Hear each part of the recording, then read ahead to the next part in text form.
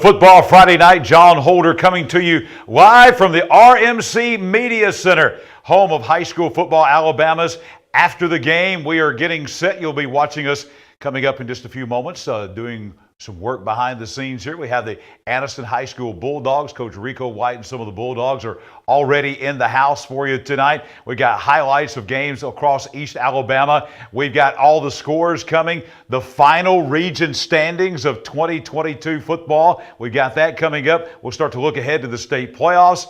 All kinds of things coming up. Awards, Team of the Week, all of that is coming up. We'll get started about 10 o'clock here on Facebook and YouTube. Go to High School Football Alabama on YouTube, Facebook. If you want to tell your friends out there, tell your neighbors and all that about how to get all the high school football information, tell them to go to Facebook, High School Football Alabama. Also, you can go to our YouTube channel. You can put in Jon Holder, Jon Holder. You can also put in After the Game, and that will bring that up, or just High School Football Alabama. Coming up in about 10 or 12 minutes or so, we'll be with you. Of course, as we said, we've got Rico White. The Anniston Bulldogs are in the house a little bit later on. Clint Smith and the Jacksonville Golden Eagles will be with us as well. And of course, we've got Michael Short, Gerhard Mathangani, highlights from all over the region. As we said, region standings, highlights, scores, awards, great football talk all the way until 12 midnight tonight with High School Football Alabama right here on Facebook and YouTube. We're going to go back to work for a few minutes, and we'll be back here in just a scant few minutes with High School Football Alabama's After the Game.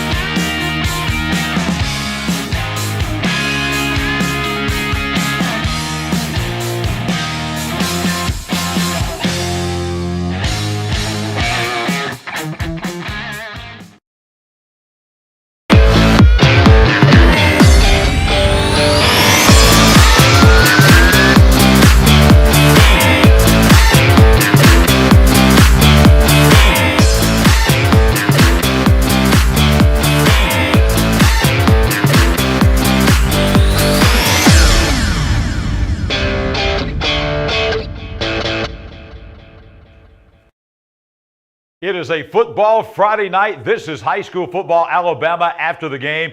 Jon Holder with you, and we have a great show coming up presented by the Calhoun County Commission. The last night of region play for every school in the Alabama High School Athletic Association across the state tonight. Region championships, region runner-up, home field advantage, teams being knocked out of the playoffs, teams making the playoffs. It was all pretty much decided tonight. We got some tiebreakers out there, but for the most part, everything decided as far as region standings, who's going to the playoffs, who's staying home tonight across East Alabama. So we've got region rundown coming tonight. We got all your final scores. We've got players, coaches in the studio. We've got highlights. We've got awards. We're going to be with you all the way until 12 midnight tonight with everything you need to know about high school football here in East Alabama.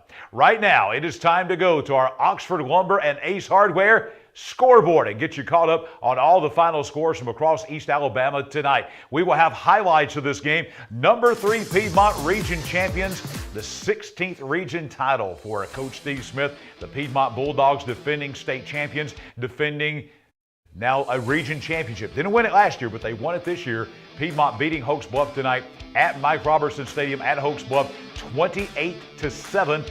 We will have highlights of that game coming from Hoax Bluff tonight. We'll also have highlights of this game.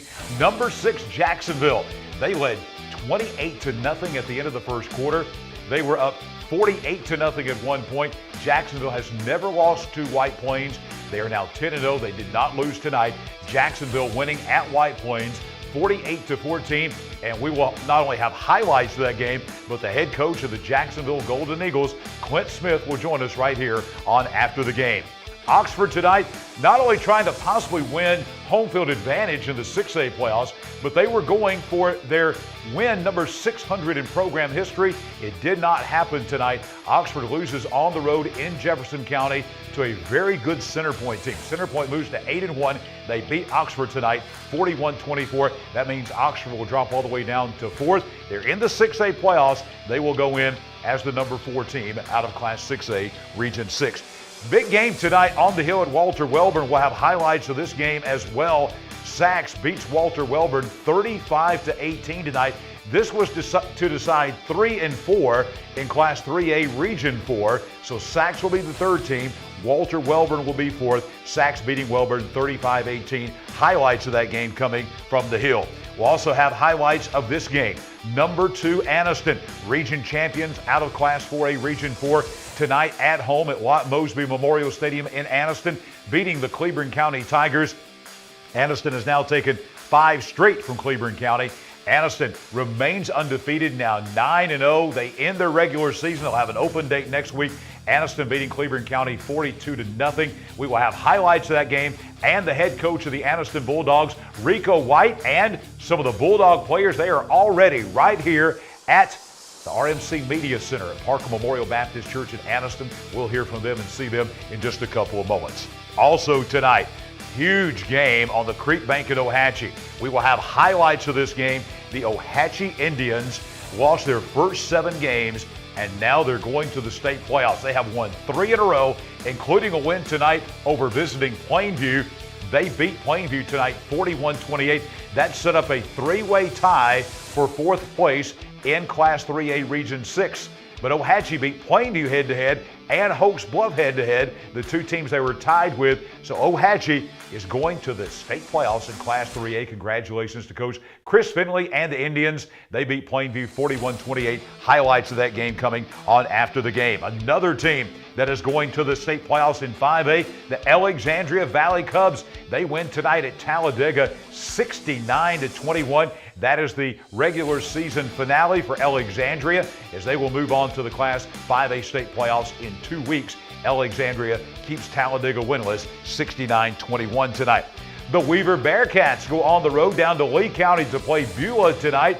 A Bobcat and a Bearcat fight down at Beulah.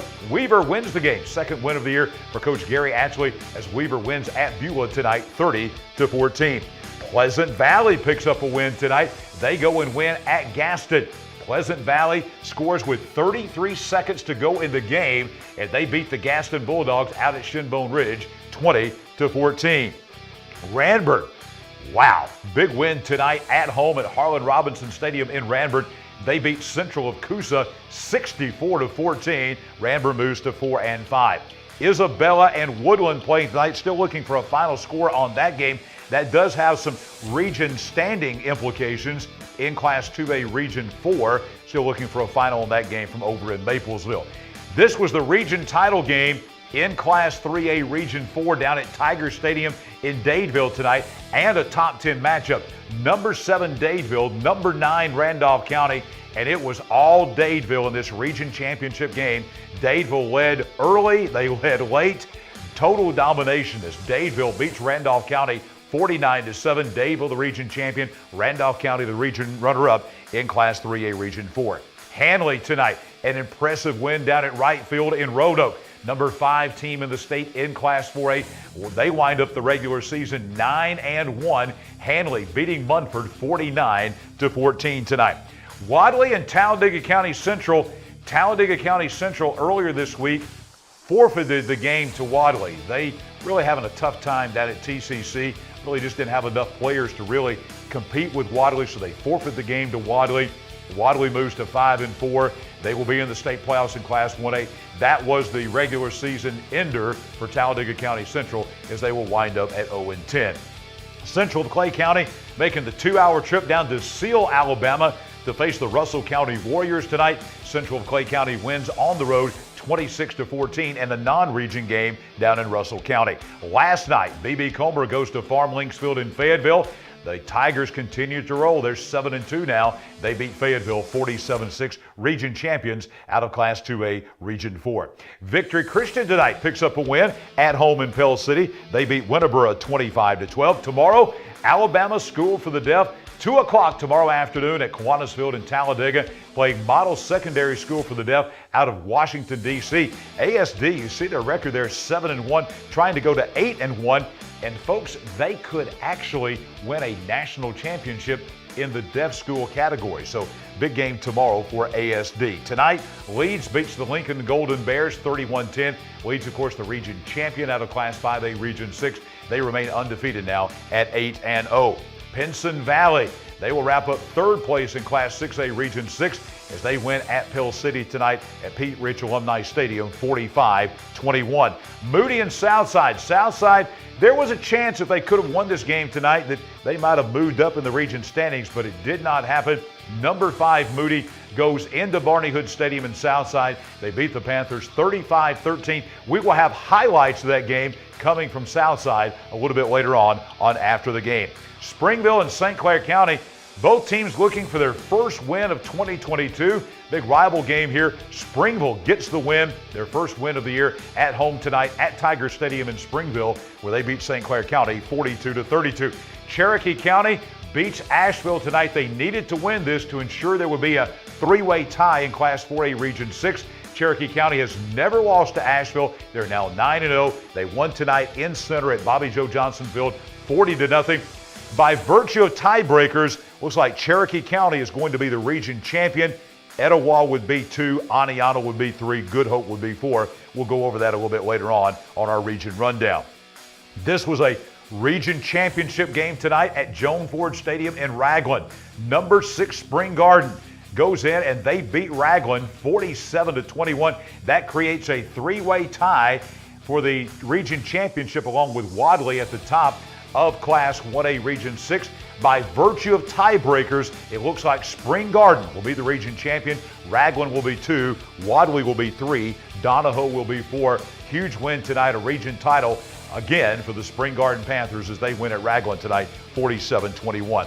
Sandrock tonight at home. First meeting with Whitesburg Christian out of Huntsville. Sandrock wins the game 33-0.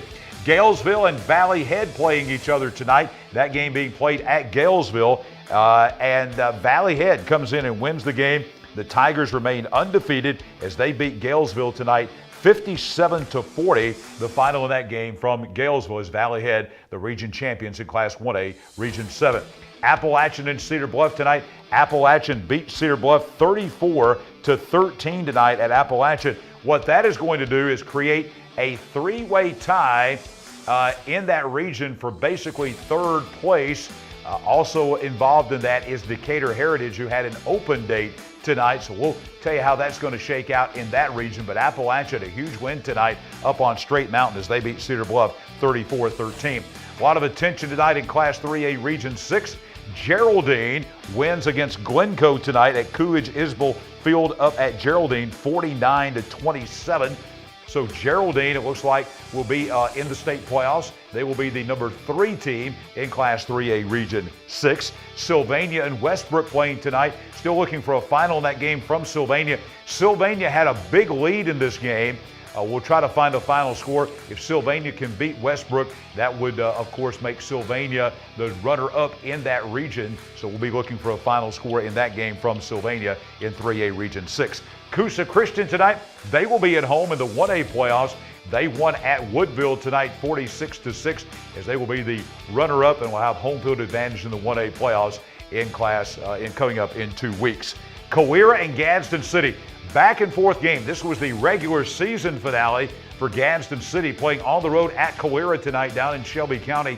Gadsden City wins the game 24-20. The final score back and forth. Gadsden City was down 20-17 late. They score a touchdown, kick the extra point. Gadsden City wins again. They beat Calera 24-20. Open date next week for the Titans. Then they will be in the 6A playoffs at Titan Stadium coming up in 2 weeks. Coleman and Etowah, a non-region game for Etowah tonight. That game being played over at Etowah, Jim Glover Field. Coleman, the 6A, comes in and beats 4A Etowah tonight, 31-7, the final score from over in Attala. Locust Fork and West End, a lot on the line here as these two teams were playing for 3rd and 4th in Class 2A Region 6. Locust Fork gets the win tonight in Blount County. They beat West End 26-16. So Locust Fork will be the 3, West End the 4. Of course, number 1 in that region is Southeastern. Number 2 is Cleveland. Gunnersville and Sardis tonight. Gunnersville having no problem with the Sardis Lions up at Chorba-Lee Stadium in Gunnersville. Gunnersville moves to 7-2 with a 41-0 shutout win over Sardis. Milry and Leroy, top 10 matchup in Class 1A tonight, being played down in Southwest Alabama and Washington County at Milry. Still looking for a final on that one. We had 3 games tonight in the state of Alabama that were decided by 1 point in top 10 matchups. This was one of those. This was a top 5 matchup in Class 2A in Crenshaw County at Highland Home tonight. Number 5, Reeltown, goes in. Bit of a surprise here as they hand the Flying Squadron of Highland Home their first loss of the season, 8-7 tonight at Highland Home. A lot of folks watching this game here in North Alabama. Number 1, Montgomery Catholic rolling over Andalusia tonight at Andalusia. Andalusia was number 3. This was for the region title. Number 1 versus number 3, a battle of undefeateds. Montgomery Catholic will wind up a perfect 10-0 as they roll over Andalusia 45-23 tonight at Andalusia. Priceville and Randolph, a region title game in Huntsville tonight. Randolph with their best season in school history, but they lose tonight to Priceville. Priceville beats Randolph 35-21. Another one of those top 10 matchups decided by a single point tonight in Mobile in Class 5A. Number 1 UMS Wright Prep beats number 7 Faith Academy of Mobile 21-20 tonight for the region title. UMS wins another one for Terry Curtis. Another 1-point region title game tonight. Battle of undefeateds. Number 1 Saraland falls to number 3 Theodore. So a number 1 falls tonight. Theodore beats Saraland 27-26 down at Theodore tonight. They win the region title and they knock Saraland as the Spartans fall from the unbeaten ranks tonight in Class 6A. I said there were 3, there actually were 4. Here's another 1-point game being played at Mountain Brook tonight. Another region title on the line, another top 10 matchup. Number 9 Gardendale wins at number 5 Mountain Brook tonight. 29-28 was the final in that game. Little bit of a surprise here. This was another number 1 versus number 2 in 7A showdown at Thompson tonight at Warrior Stadium. Number 1 Thompson loses their 3rd game, but their first game to someone from within the state of Alabama. Number 2 Hoover, Wade Waldrop, first-year head coach. Thompson's had Hoover's number, but not tonight. Hoover wins at Thompson in a shutout as they beat the Warriors 9-0 to claim the region title in 7A Region 3. And Auburn and Prattville playing tonight. down at Stanley Jensen Stadium in Prattville. Number 4 Auburn in 7A beating number 8 Prattville. That was 37-29. The final as Auburn bounces back after that loss earlier to Central of Phoenix City last week. Big game going on there in Class 7A Region 2. We want to tell you about all the ways to connect with us, how to watch the show and connect with us social media-wise. Go to our website at highschoolfootballalabama.com. A lot of folks want to know how you can keep up with what's happening here. The best thing to do is go to Facebook, High School Football Alabama. And a lot of folks want to know, how do we watch the show? You watch the show, Facebook at High School Football Alabama. You go there and you'll be able to watch the show live. Also, you can go to YouTube. A lot of folks will hook up their smart TVs, go to YouTube, search Jon Holder, search After the Game, search High School Football Alabama, and our old shows will come up, our current show will come up. You can watch us live. A lot of folks doing that, as we will have that going on for you tonight on YouTube. So search for High School Football Alabama, do all of that, and you will be able to connect with us throughout the week here on High School Football Alabama After the Game. Young Oil Company, they have the 99-cent bag of ice. They're famous for that. They're famous for the grub tub.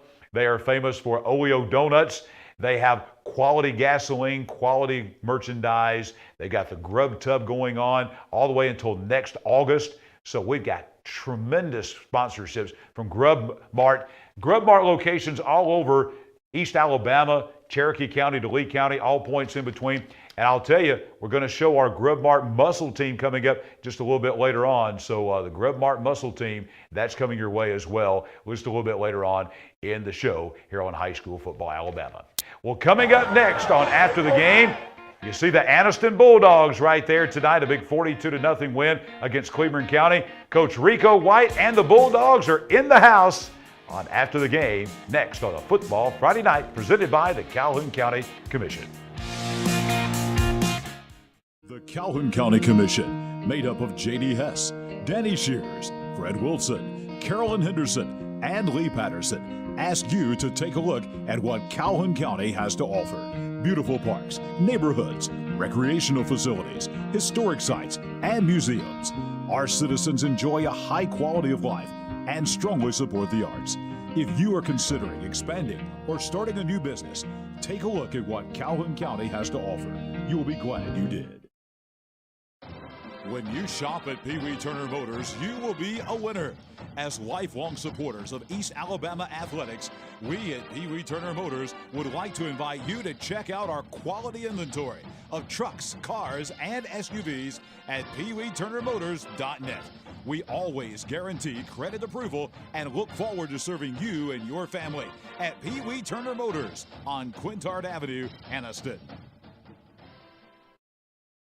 Your neighborhood Grub Mart is your one-stop shop for everything you need when you're on the go. Grub Mart features the best prices on Coke and Pepsi products and is the home to the 99-cent bag of ice every day. And Grub Mart is your exclusive home for the popcorn bucket. Purchase yours for only $5.99, then bring it for free refills throughout the year. And save every day with your Grub Mart Super Saver card. When you're on the go, it's good to know Grub Mart has everything you need. Gas, diesel, and delicious Oleo donuts. In business over 78 years, visit your local Grub Mart today. Hi, this is Jimmy Newman from Oxford Lumber. I've kicked off many times in my football days, and that's an exciting play. When you're ready to kick off your next building or remodeling project, let us make sure you start your project off right, with the right material at the right price so you can score big and get the job done. Stop by and see our local guys with over 60 years of experience serving you. Come by any one of our 4 locations in Oxford, Talladega, Jacksonville, Roanoke.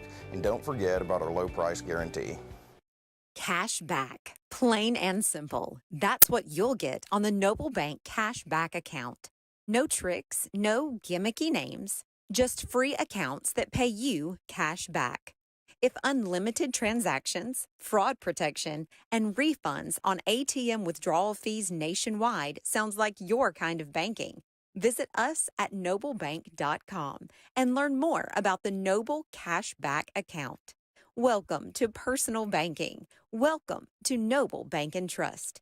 noblebank.com, member FDIC. We are back on High School Football Alabama After the Game, presented by the Calhoun County Commission. Jon Holder, Gerhard Mathangani, Coach Michael Short, and Coach Rico White of the Anniston Bulldogs. Coach, welcome in. Congratulations on that here. big 42-0 win, putting a capper on an undefeated season for the Bulldogs. Absolutely. As you won over Cleveland County tonight, you got some players with you. We'll meet those in a couple of moments, but welcome in and congratulations on an undefeated season and a region title and a home playoff game. You got a lot of good things happening at Anniston, Coach, for sure. Absolutely. We just proud of the team, how they played all year, and just this opportunity is great. That's what we've been waiting for, so we're going to try to take advantage of it. This the game tonight against Cleveland County, 42-0. You went to a running clock in the second half, got to play a lot of young guys. I made the comment on the show here last week that you had an open date, come back and play. You got another open date coming up next week.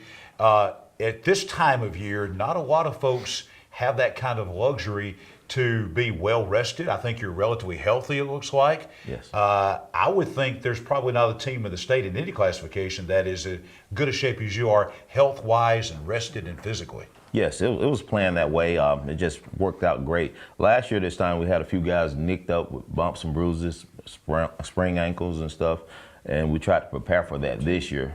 But I tell you what, we're healthy and we'll be well rested, and give us time to really prepare. As we look at some highlights of the game tonight from Lot Mosby Memorial Stadium, we're going to see some of the Talladega College Band. They were there tonight, but this is second half, and we're just kind of, you had a lot of young guys. And that's important for the future to get those guys in there, see what they can do. But just as you came into this game tonight, you already had the region championship kind of wrapped up. What was your mentality?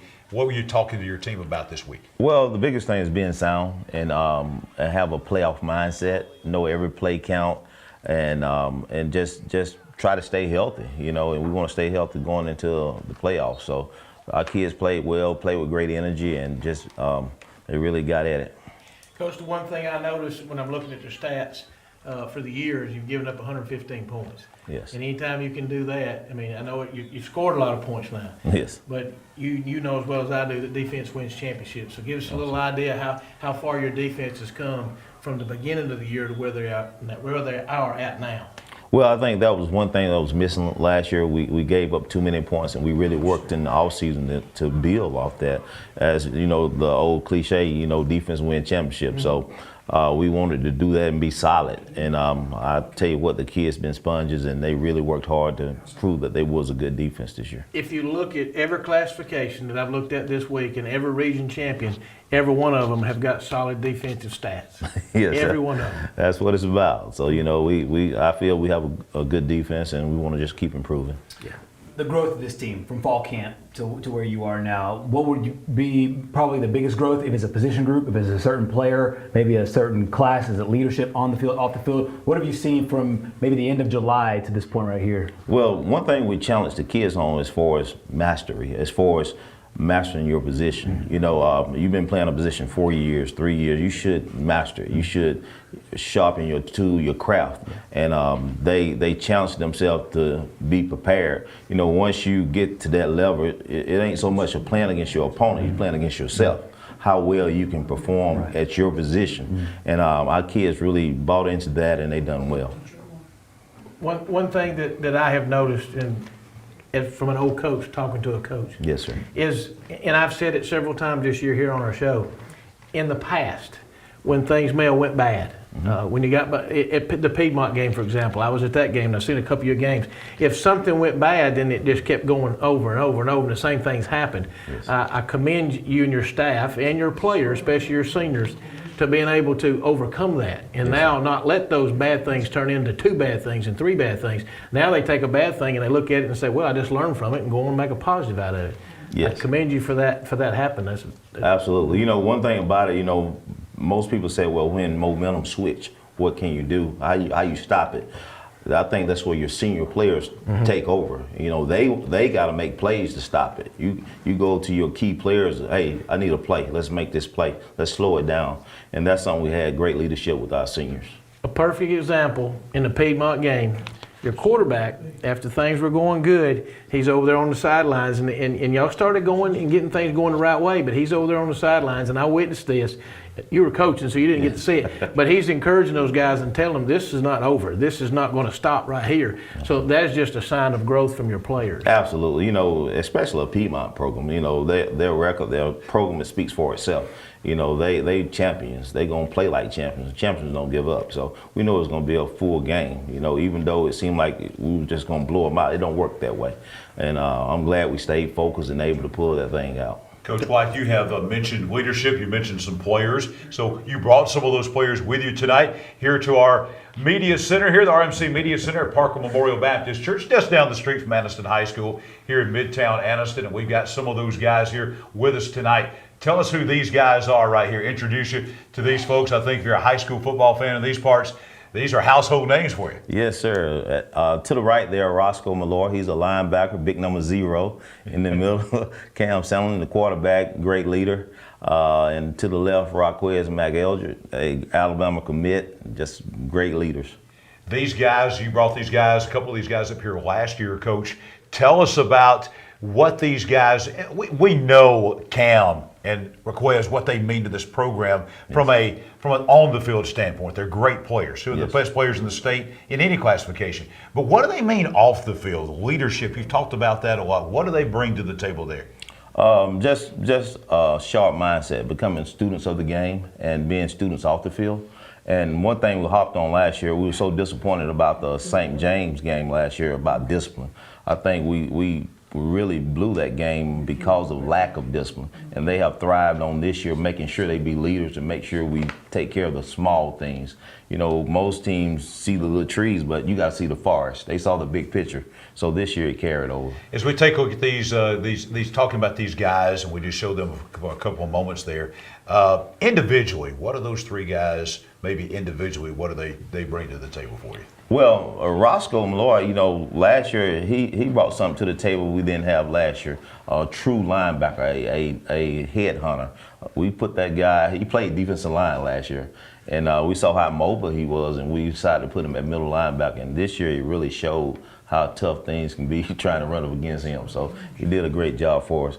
Cam is a coach on the field. You know, you want your quarterback to think like a coach. And he make checks. He see what the defense give me.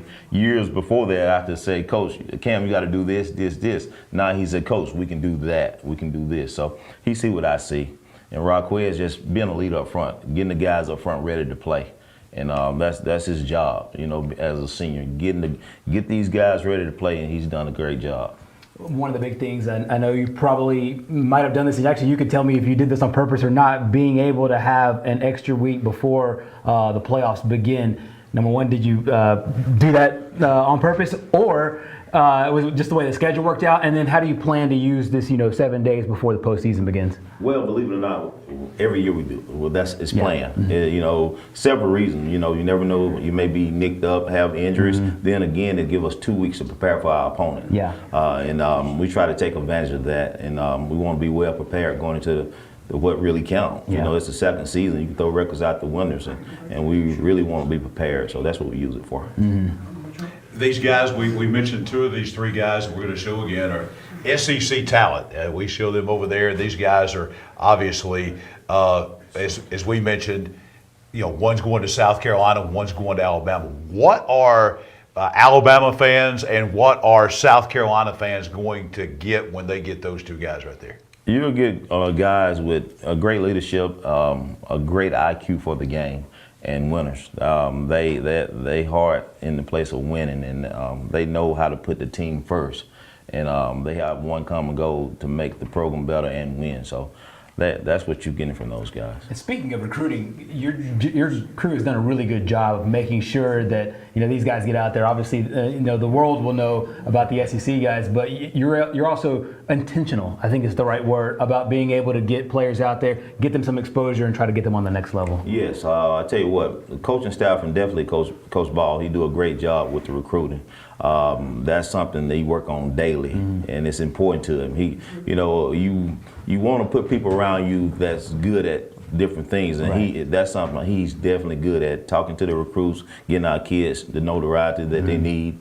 And even just the other day, we was filling out the fastball for the seniors, and he was right there on them. So he do a great job for that. I saw where Tommy Wood was, and I know you know Tommy. Yes. Had put some social media pictures out there of all your kids signing up for scholarships and opportunities for scholarships, because you have two great players, but and they get a lot of the limelight. But what is important is all those other kids, because those two don't win it by themselves. So all those other guys, number 0 is a linebacker. That's just great right there. I like having numbers. I hope he picked that number 0 to be a linebacker, and just to have those guys. But the biggest challenge for them and for you is because I've had it before, having game 10 off, is to make sure I don't get a little rusty. Is to be able to do enough during practice, because sometimes you got that week off. Even you already had one during the season. You tend to we want to get healthy, but the big challenge will be to keep those guys. Look, we got to every day just keep pushing and pushing, because we're not there yet. Yes, absolutely. And one thing about time, it moves fast. so it will. That week off, anytime you have a break or you enjoy, time fly by. But they know the whole focus. They know the purpose of what we do. And like I say, I have no doubt in my mind we'll be prepared. Coach White, let's take a look at the region standings here. These are final now of all the games. This is the last week of region play tonight. There's your team, 6-0, 9-0 overall. Hanley finishes the runner-up. Jacksonville third. Munford will be fourth. And then Cleveland County, White Plains, and Talladega. But those top four right there will be in the playoffs. Before we talk about your team in the playoffs, this region right here, it has been proven before in the past, has gone on the road even and won some games. These teams right here that are going to be in the playoffs, your team, Hanley, Jacksonville, Munford, there's going to be some noise, I think, made out of these teams coming out of Class 4A Region 4. Absolutely. I tell you what, you can't take neither one of those teams for granted. I tell you what, Hanley is a tough team. Jacksonville, excellent quarterback, great team.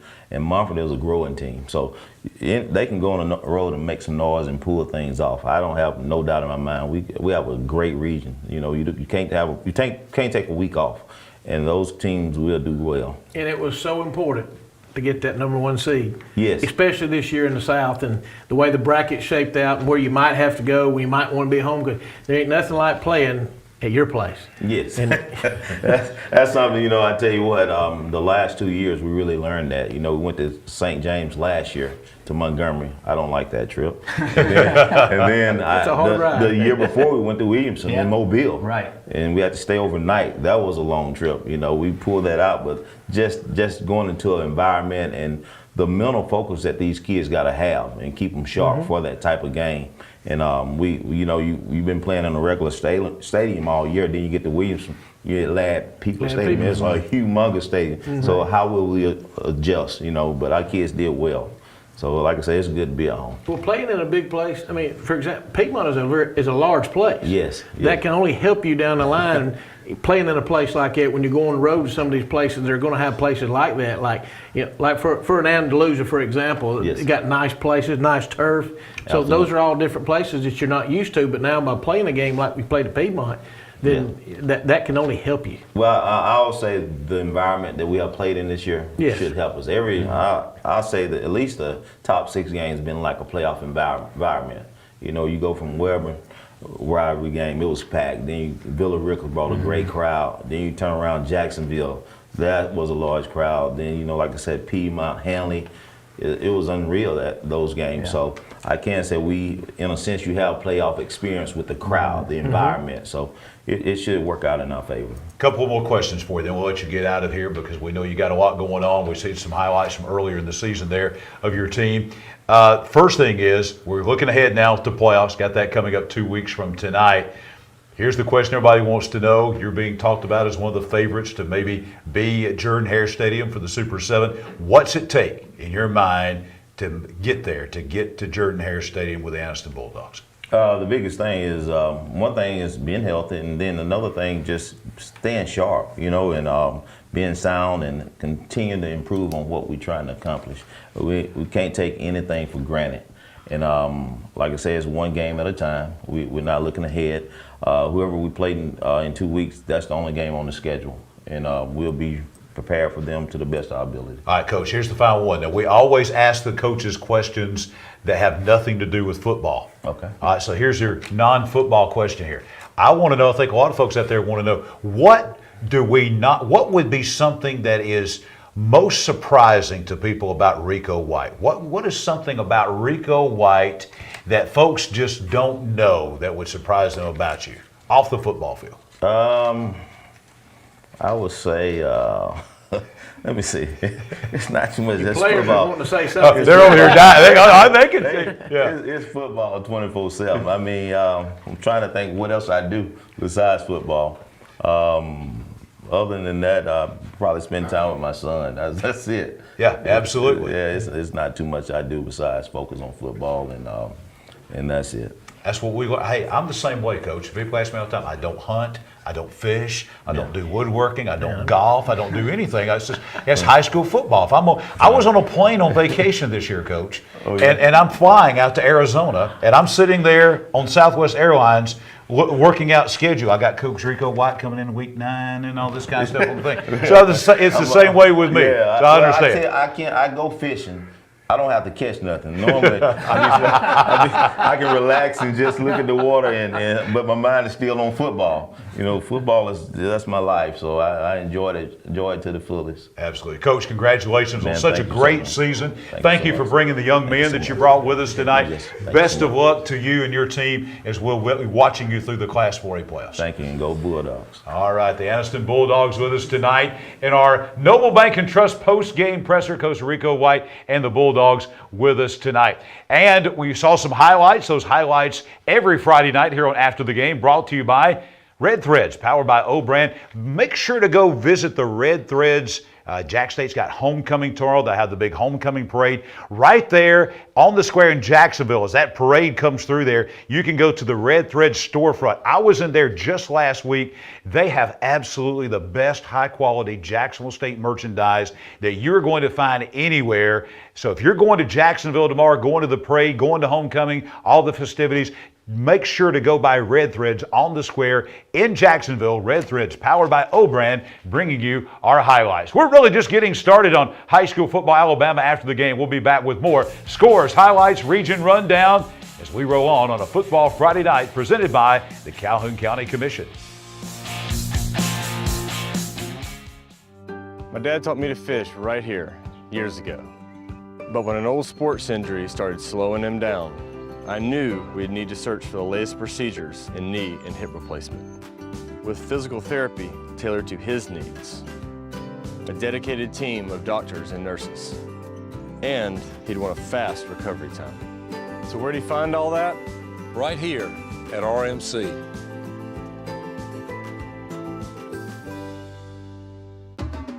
At Farmers and Merchants Bank, we're showing off our school spirit with our newly designed vertical Spirit debit cards. Now these are customized with your favorite school's logo, and half of every Spirit card purchased goes toward your school. So show off your colors and support your local school with the F&M Spirit debit card. You can learn more at fnm.bank. Member FDIC.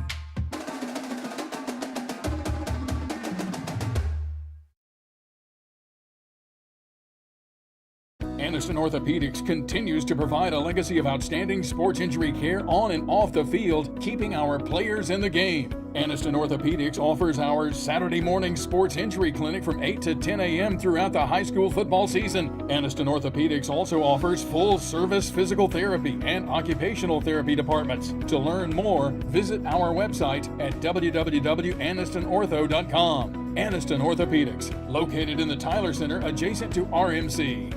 Your home is a reflection of you, whether that's classic, farm style, or something unique. We at Ted's Carpet and Floor understand that, and we'll help you through the selection, finance, and installation process. We have an extensive selection of designer tiles, carpet, laminate, and hardwood. Let us help you choose the perfect granite or quartz to customize your kitchen or bathroom. We offer free in-home measurements, estimates, and design consultations. Ted's Carpet and Floor, your style, our passion. Are you ready for some football? Come in all month long and take a test drive at Team 1 Chevrolet and have a chance to win an Alabama, Auburn tailgate, or the ultimate tailgate package. Log on to ChevroletofGadsden.com for complete details. Chevrolet of Gadsden, where everyone's a winner. Someone's going to win an Alabama tailgate, Someone's going to win an Auburn tailgate, and somebody's going to win the ultimate grand prize, including grill, generator, and big screen TV. Chevrolet of Gadsden, home of the best people, the best service, period. High school football, Alabama after the game, presented by the Calhoun County Commission. Here is our Grub Mart Muscle team. This week it is the Cherokee County offensive line. You see them right there in Center, Alabama. Hashtag be about it. These guys last week in that 45-42 thriller over Etowah. Etowah came in with one of the top defenses in Alabama in Class 4A play.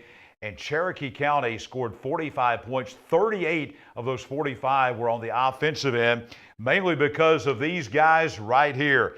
Dalton Chestnut, Zach Gaylor, Antonio Hernandez, Connor Wilson, Aiden Watts, Landon Ransom, Demarius Diamond, Cooper Martin, and Alex Lloyd. 320 yards rushing, 45 points, 38 of those on the offensive end against one of the top defenses in Alabama. Your Cherokee County offensive line, the Grub Mart Muscle Team. They will get those Grub Mart Muscle Team t-shirts coming up to Center, Alabama. Let's go back now to our Oxford Lumber and Ace Hardware scoreboard. We'll have that coming up for you in just a moment as we've got all the final scores now coming in from across the state of Alabama, all the scores in East Alabama, and also all the final scores of top 10 matchups in the state.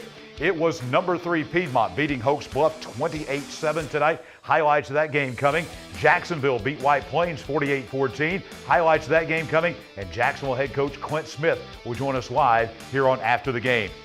Center Point knocks off Oxford tonight 41-24. Sachs over Welborn 35-18. Highlights of that game on the way. You just saw Anniston winning over Cleburne County 42-0. Ohatchee beat Plainview. They're in the state playoffs in Class 3A 41-28. Highlights of that game on the way. Alexandria rolls big at Talladega 69-21. Weaver beats Beulah 30-14.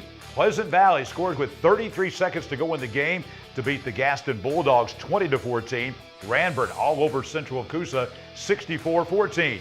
Isabella tonight, this is a new score, just came in. They beat Woodland. They'll be the runner-up in Class 2A Region 4 as they beat Woodland 48-14. Dadeville wins a region title tonight, shocking Randolph County 49-7. Handley scores 49 tonight as they beat Munford 49-14. Talladega County Central forfeits to Wadley tonight. Wadley picks up the win. Talladega County Central will finish at 0-10. Central of Clay County wins at Russell County 26-14. Last night, B.B. Comer goes in and beats Fayetteville 47-6. B.B. Comer, a region champion. It was Victory Christian tonight, winning over Winneboro 25-12. ASD and Model Secondary School for the Deaf playing tomorrow afternoon in Talladega. Leeds, 3 touchdowns better than Lincoln tonight at 31-10. Pinson Valley all over Pell City 45-21. Moody beats Southside 35-13. Highlights of that game coming on After the Game. Springville picks up win number 1 as they beat St. Clair County 32-22 tonight. Cherokee County, we just mentioned the Warriors, winning over Asheville tonight 40-0. Spring Garden wins a region championship as they beat Raglan. They'll win the tiebreakers in Class 1A Region 6 as they beat Raglan tonight 47-21. Sandrock beats Whitesburg Christian 33-0. Valley Head remains undefeated in Class 1A play as they roll over Galesville tonight at Roy Knapp Stadium 57-30. Appalachian and Cedar Bluff, we've got a 3-way tie now coming up. A lot of tiebreakers to figure out here for 3rd place and 4th place in this region. Appalachian beating Cedar Bluff tonight 34-13. Geraldine beats Glencoe 49-27. This is a new score. Sylvania tonight wrapping up home field advantage in the 3A playoffs as they beat Westbrook Christian 45-22 tonight up at Sylvania. Coosa Christian, they will be at home in the first round of the 1A playoffs in 2 weeks, winning at Woodville tonight 46-6. Gadsden City comes from behind to beat Calera 24-20 tonight down in Shelby County at Calera. Coleman in a non-region game wins at Etowah tonight 31-7. Locust Fork will be 3rd. West End will be 4th in Class 2A Region 6. Playing at the Fork tonight, the Hornets win it 26-16 over West End. Gunnersville shutting out Sardis 41-0. Games around the state, this is one we were missing. Number 9 Milry, have to call this a bit of an upset. They win over number 2 Leroy tonight 36-14, the final in that Washington County battle in Southwest Alabama. Reeltown upends unbeaten and number 2 ranked Highland Home tonight at Highland Home 8-7. Andalusia and Catholic tonight playing just down the road at Andalusia. Montgomery Catholic number 1 beats number 3 Andalusia 45-23. Randolph and Priceville playing for a region title in Class 4A. Priceville wins in Huntsville tonight 35-21. Also a number of one-point games. These next 3 games were all top 10 matchups, all decided by a single point tonight. It was UMS Wright in 5A beating Faith Academy down in Mobile tonight 21-20. Also in Mobile County tonight at Theodore, number 1 Saraland in 6A falls to number 3 Theodore 27-26. In Jefferson County tonight, number 5 Mountain Brook falls at home to number 9 Gardendale 29-28. Hoover wins a region title in 7A Region 3 as they beat number 1 Thompson. 2 number 1 teams falling tonight as Hoover wins at Thompson 9-0. And it was Auburn beating Prattville 37-29 at Stanley Jensen Stadium in Prattville tonight in Class 7A Region 2. And we have come now to the time for our Team 1 Chevrolet of Gadsden Extra Point. We've got 4 of those coming tonight, and our first Extra Point is coming up tonight for you. We'll bring you that. Next Friday's Calhoun County matchup between Jacksonville and Oxford will be the first meeting between the schools in 21 years. The last meeting between the Class 6A Golden Eagles and Class 4A Yellow Jackets was in 2001. Oxford has won the last 9 games in the series, with Jacksonville's last win coming in 1984. Oxford leads the overall series 41-13-6. The 2 teams will play back-to-back years at Oxford's Lamar Field. More of After the Game as we roll on a Football Friday night here with our great, outstanding crew at After the Game. Hi, this is Jimmy Newman from Oxford Lumber. I've kicked off many times in my football days, and that's an exciting play. When you're ready to kick off your next building or remodeling project, let us make sure you start your project off right, with the right material at the right price so you can score big and get the job done. Stop by and see our local guys with over 60 years of experience serving you. Come by any one of our 4 locations in Oxford, Talladega, Jacksonville, Roanoke. And don't forget about our low price guarantee. Your neighborhood Grub Mart is your one-stop shop for everything you need when you're on the go. Grub Mart features the best prices on Coke and Pepsi products and is the home to the 99-cent bag of ice every day. And Grub Mart is your exclusive home for the popcorn bucket. Purchase yours for only $5.99, then bring it for free refills throughout the year. And save every day with your Grub Mart Super Saver card. When you're on the go, it's good to know Grub Mart has everything you need. Gas, diesel, and delicious Oleo donuts. In business over 78 years, visit your local Grub Mart today. Cash back. Plain and simple. That's what you'll get on the Noble Bank Cash Back account. No tricks, no gimmicky names, just free accounts that pay you cash back. If unlimited transactions, fraud protection, and refunds on ATM withdrawal fees nationwide sounds like your kind of banking, visit us at noblebank.com and learn more about the Noble Cash Back account. Welcome to personal banking. Welcome to Noble Bank and Trust. Noblebank.com. Member FDIC. There's a lot to think about when you're having a baby. Colors of the nursery, names, and most importantly, where to deliver. We want a hospital that gives families a more personalized birthing experience. With a compassionate team of doctors and nurses, and a hospital where my baby and I can instantly bond with all the comforts of home. So where do we find all that? Right here at RMC, the first designated baby-friendly hospital in Alabama. Aniston Orthopedics continues to provide a legacy of outstanding sports injury care on and off the field, keeping our players in the game. Aniston Orthopedics offers our Saturday morning sports injury clinic from 8 to 10 a.m. throughout the high school football season. Aniston Orthopedics also offers full-service physical therapy and occupational therapy departments. To learn more, visit our website at www.anistonortho.com. Aniston Orthopedics, located in the Tyler Center adjacent to RMC. After the game presented by the Calhoun County Commission, rolling on to this Football Friday night, we are down to our last week of voting in our Farmers and Merchants Bank Spirit Scholarship Fan Favorite Contest. Here's what's going on. There are 4 scholar athletes from every school in Calhoun County plus Spring Garden. The final 30, which we will unveil to you next Friday night here on After the Game, will each receive a $50 gift card from Farmers and Merchants Bank. But then you will choose, all of our viewers out there, you will choose 2 athletes, a male athlete, a female athlete, from those final 30 in about 10 days of voting to receive a $1,500 scholarship each. That's a total of $3,000 coming from Farmers and Merchants Bank.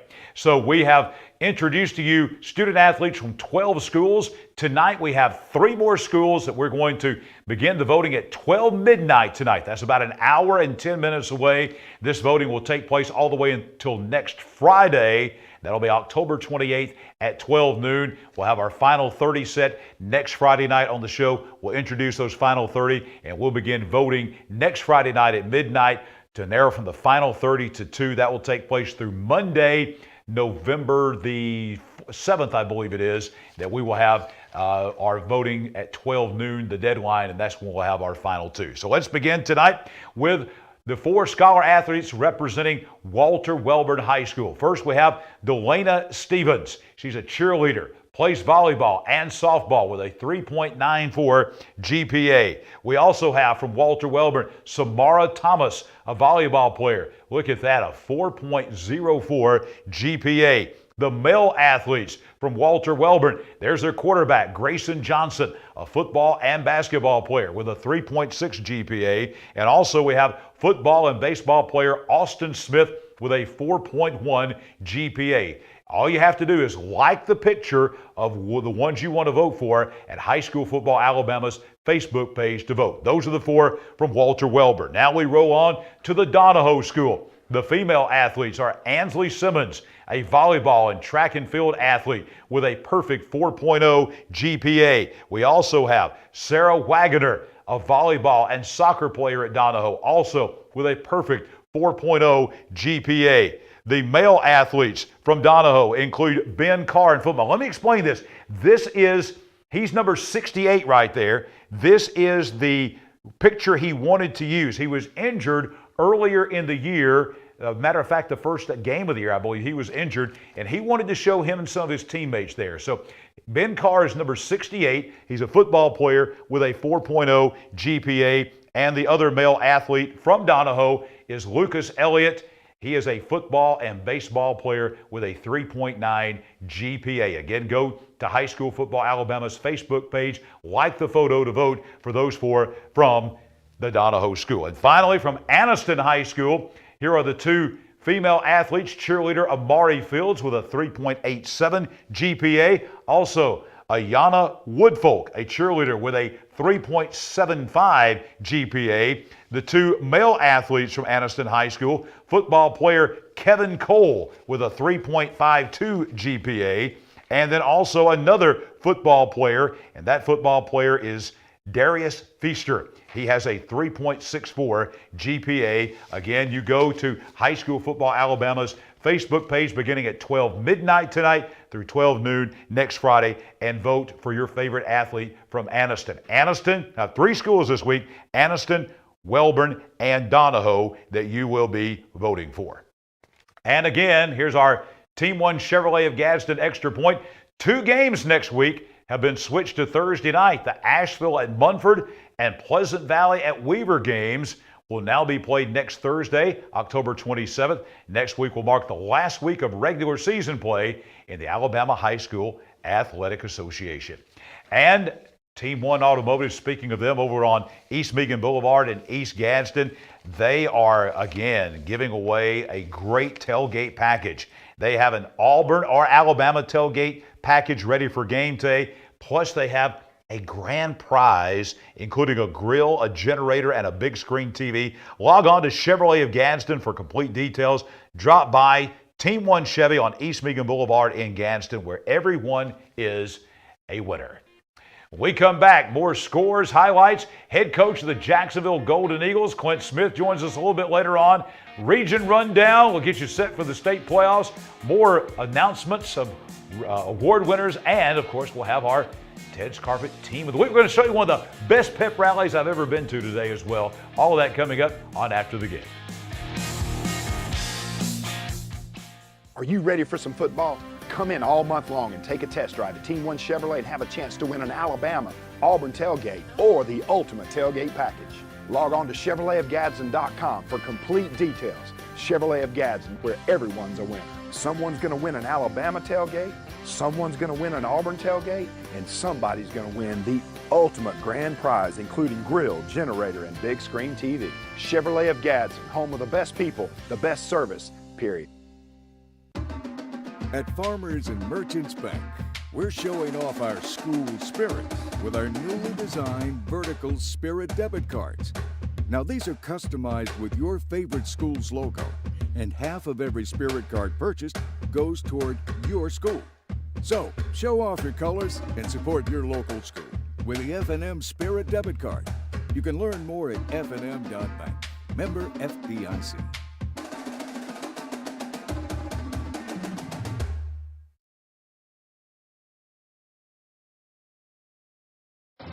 When you shop at Pee Wee Turner Motors, you will be a winner. As lifelong supporters of East Alabama athletics, we at Pee Wee Turner Motors would like to invite you to check out our quality inventory of trucks, cars, and SUVs at peeweeturnermotors.net. We always guarantee credit approval and look forward to serving you and your family at Pee Wee Turner Motors on Quintard Avenue, Anniston. The Calhoun County Commission, made up of J.D. Hess, Danny Shears, Fred Wilson, Carolyn Henderson, and Lee Patterson, ask you to take a look at what Calhoun County has to offer. Beautiful parks, neighborhoods, recreational facilities, historic sites, and museums. Our citizens enjoy a high quality of life and strongly support the arts. If you are considering expanding or starting a new business, take a look at what Calhoun County has to offer. You will be glad you did. Your home is a reflection of you, whether that's classic, farm style, or something unique. We at Ted's Carpet and Floor understand that, and we'll help you through the selection, finance, and installation process. We have an extensive selection of designer tiles, carpet, laminate, and hardwood. Let us help you choose the perfect granite or quartz to customize your kitchen or bathroom. We offer free in-home measurements, estimates, and design consultations. Ted's Carpet and Floor, your style, our passion. After the game, rolling on the football Friday night, Jon Holder back with Gerhard Mathengani and Coach Michael Short. A lot of things decided tonight. There were a lot of big games that were very impactful in Class 3A Region 6 tonight, guys. Now, Piedmont already had it wrapped up as far as the region title. But below them, there are a lot of things going on involving Geraldine and Plainview. Everybody really except Glencoe still had a hand going into tonight in this thing, including Hoax Bluff. So this was a big game for Hoax Bluff. They were a heavy underdog at home tonight at Mike Robertson Stadium against Piedmont. But the Piedmont Bulldogs just keep on doing what they do. Just the train keeps on rolling. Hoax Bluff and Piedmont. The battle of Highway 278 East. Getting it on tonight. Two really great coaches and great solid tradition-rich programs. Mike Robertson, Steve Smith, Hoax Bluff, Piedmont tonight out at the Bluff. Yeah, a lot of tradition, a lot of history. In my opinion, to me, it's a lot of pride in their programs, no matter where they're standing. And Hoax Bluff, they were sitting in control of their own destiny for a while, but then lost to Ohatchee, and then Ohatchee has now springboarded into the playoffs, and it really started with that win against Hoax Bluff. We'll go out to Hoax Bluff tonight. Coach Rob Stadium out there at Hoax Bluff. They take on the Piedmont Bulldogs. A lot of festivities out there today as Coach Rob and his team taking on Piedmont. Piedmont, obviously, as you said, John, wrapped up the region championship, and Glencoe is out. Everybody else still in the mix. Still a lot of things up for grabs here in this matchup on senior night at Hoax Bluff. 14 seniors being honored tonight for the Eagles. Lost last week to Sylvania, looking to bounce back today. Got up to a really nice start here. It's Connor Masters. Good to see him back on the field. Pass complete here to Cole Stone. That's complete. A little bit later off. A little handoff to Noah Sprayberry. He gets a few yards. Eagles don't get much going on offense, so Piedmont takes over, but Jack Hayes is sacked by the Hoax Bluff defense after getting off this play right here. The Hokes Bluff defense picking up the sack. A little bit later, they find their rhythm, Piedmont does, and they do it through Ali Pinto. There you see a pass right down the middle of the field for the big first down. A few plays later, go back to Pinto, right back in the middle of the field, and he gets the yak and he gets the touchdown. Piedmont on the board early with a big 7-0 lead. Raleigh Pinto huge on that drive. 2 big catches. You saw them both there. A little bit later, Masters back in control. Pass here to Anderson Morgan. Nice catch here after the bobble. Holds on to it. A big first down play here. A little bit later, Masters takes it. Nobody open downfield. Wisely runs it, and he gets a big first down here for the Eagles. A nice play to keep those chains moving. A little bit later on, Masters once again trying to find something going, but Piedmont gets to him beforehand. So the Bulldogs take over on possession. And this is what Jack Hayes, one of the things he does really well is run with the football. There he gets a big first down. A little bit later, he found Raleigh Pinto earlier on, and then Big Thomas Probst came through on this possession. A nice play here as Jack Hayes kept the play going. A little bit later, a nice run here by Parker Thornton. And then, once again, a pass to Probst. He would end up fumbling the football. And Hokes Bluff, watch this, Johnny on the spot recovers it. He doesn't take it into the end zone. So as we leave, Hokes Bluff still with a 0 on the board. Piedmont up 7-0. So a really competitive football game. Hokes Bluff would end up scoring, but Piedmont does get the win today, spoiling senior night at Hokes Bluff. 28-7 is your final score. As we said earlier, nothing could change for Piedmont. They were still atop the region standings. They just solidify it. 9 games in, they are 7-2. So Piedmont, as you said, John, top of the highlights, they just continue to roll. 2 things that stand out about both teams to me, and Coach, you know about this. Hokes Bluff, you look at the record, they got a losing record. Mm-hmm. Piedmont comes in defending state champions, ranked number 3 in the state, 7-2, late in the season. You would think that this might be an easy win for the Piedmont Bulldogs. There are very rarely are there easy wins against Hokes Bluff, especially at Hokes Bluff. On the other side of the coin, Jack Hayes, the thing you know about him is you're always going to get, doesn't matter what the game is, doesn't matter, they've got the region championship. Jack Hayes plays the state championship game like he does every game. It's a state championship effort that you get from him every time. And I think we saw that tonight. It was a comfortable win for Piedmont, but not an easy win for the Bulldogs. And then we saw just Jack Hayes. I hope we're soaking this up, Coach.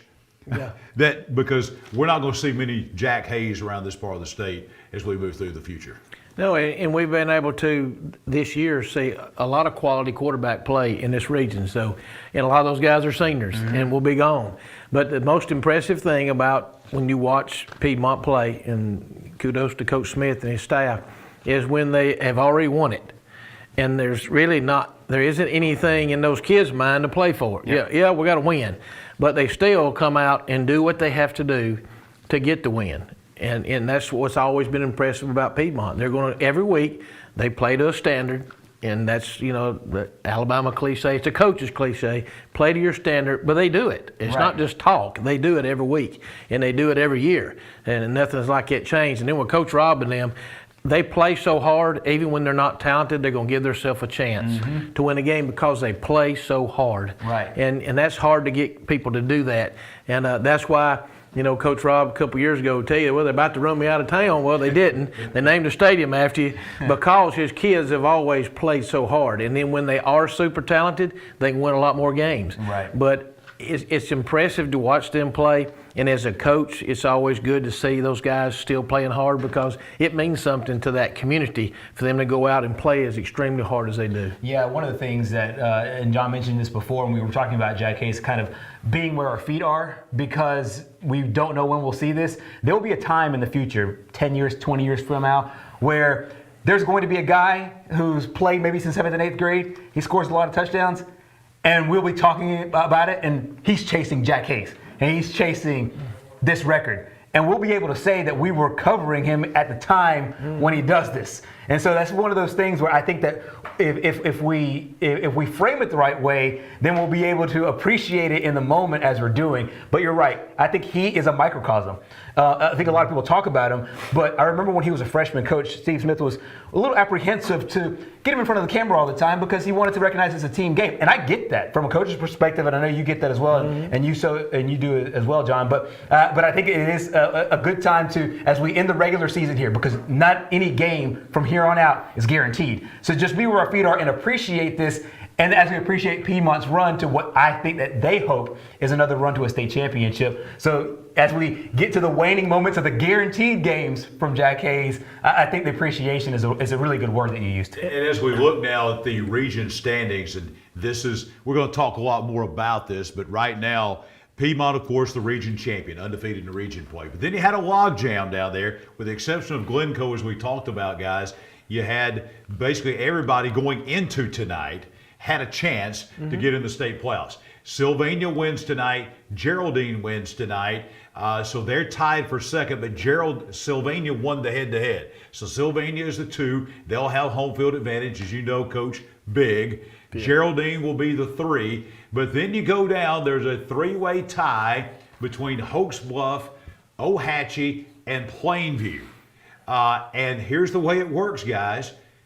Ohatchee, even though they only have 3 wins, 2 of those 3 were over Hoax Bluff and Plainview, the 2 teams that they were tied with. So the head-to-head tiebreaker, Ohatchee beat both of them. So guys, the Ohatchee Indians are going to the state playoffs with a 3-7 record. One of the things I say every year about football, and the reason why it's beautiful, is because a game in September that could be just felt like as a measly game could impact everything later on, especially as it relates to tiebreakers. Shout out to Ohatchee, because I was at the Ohatchee Hoax Bluff game where I think the tide turned for this team. No doubt. And they never lost it mentally. And Coach Chris Finley, who was with us last week, I think he eloquated it perfectly. He talked about the relentless spirit, and that's what's got them into the playoffs. And so, yeah, you can't doubt this team ever. And what they've been putting together here over the last 3 weeks has been nothing short of sensational. Hoax Bluff found a groove in the middle of the year. Ohatchee found their groove beating Hoax Bluff. And it's just that small of a leapfrog that's going to put the Indians in the playoffs. There's not a hotter team in the state in 3A right now than the Ohatchee Indians. They're playing some really great football. They played great tonight. We'll see highlights of that game coming up a little bit later on. And before we go to break, just going back to Piedmont and Hoax Bluff, 2 really meaningless games next week on paper, non-region games, you would say. You know, Hoax Bluff now, not in the playoffs, playing Sardis, county rival. And then you got Piedmont going down and playing a winless Sylacauga team at Sylacauga. Even though they're 5, they haven't won a game. I will tell you, Hoax Bluff will play lights out at Sardis, and Piedmont will play lights out at Sylacauga. Oh, no doubt. You got to, because you're going into the playoffs. And you want to have momentum going into the playoffs. And that's the most important thing. That's what Steve Smith will talk about this week.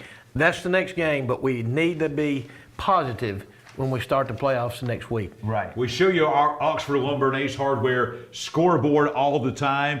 Let's tell you about the folks at Oxford Lumber and Ace Hardware. When you go to any of their 4 home centers in Jacksonville, Oxford, Talladega, or in Roanoke, here's what you're going to get. You can expect to be greeted and helped. You'll be listened to and valued. You'll get helpful advice from knowledgeable sales professionals. You'll be told yes because they want to help. You'll get the latest, best quality products for your project. You'll get in, you'll get help, and you'll get out with convenience. And maybe most importantly, you'll get the most value for your hard-earned money. Oxford Lumber and Ace Hardware, 4 home centers to serve you in East Alabama, Jacksonville, Oxford, Talladega, and in Roanoke. When we come back, the head coach of the Jacksonville Golden Eagles, Clint Smith, joins us on After the Game.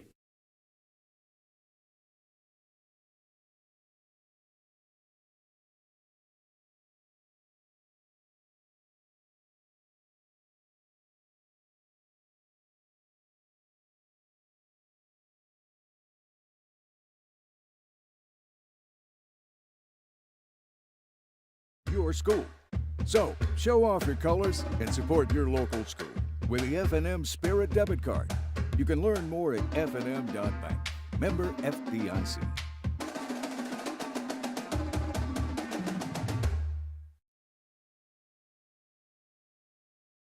Hi, this is Jimmy Newman from Oxford Lumber.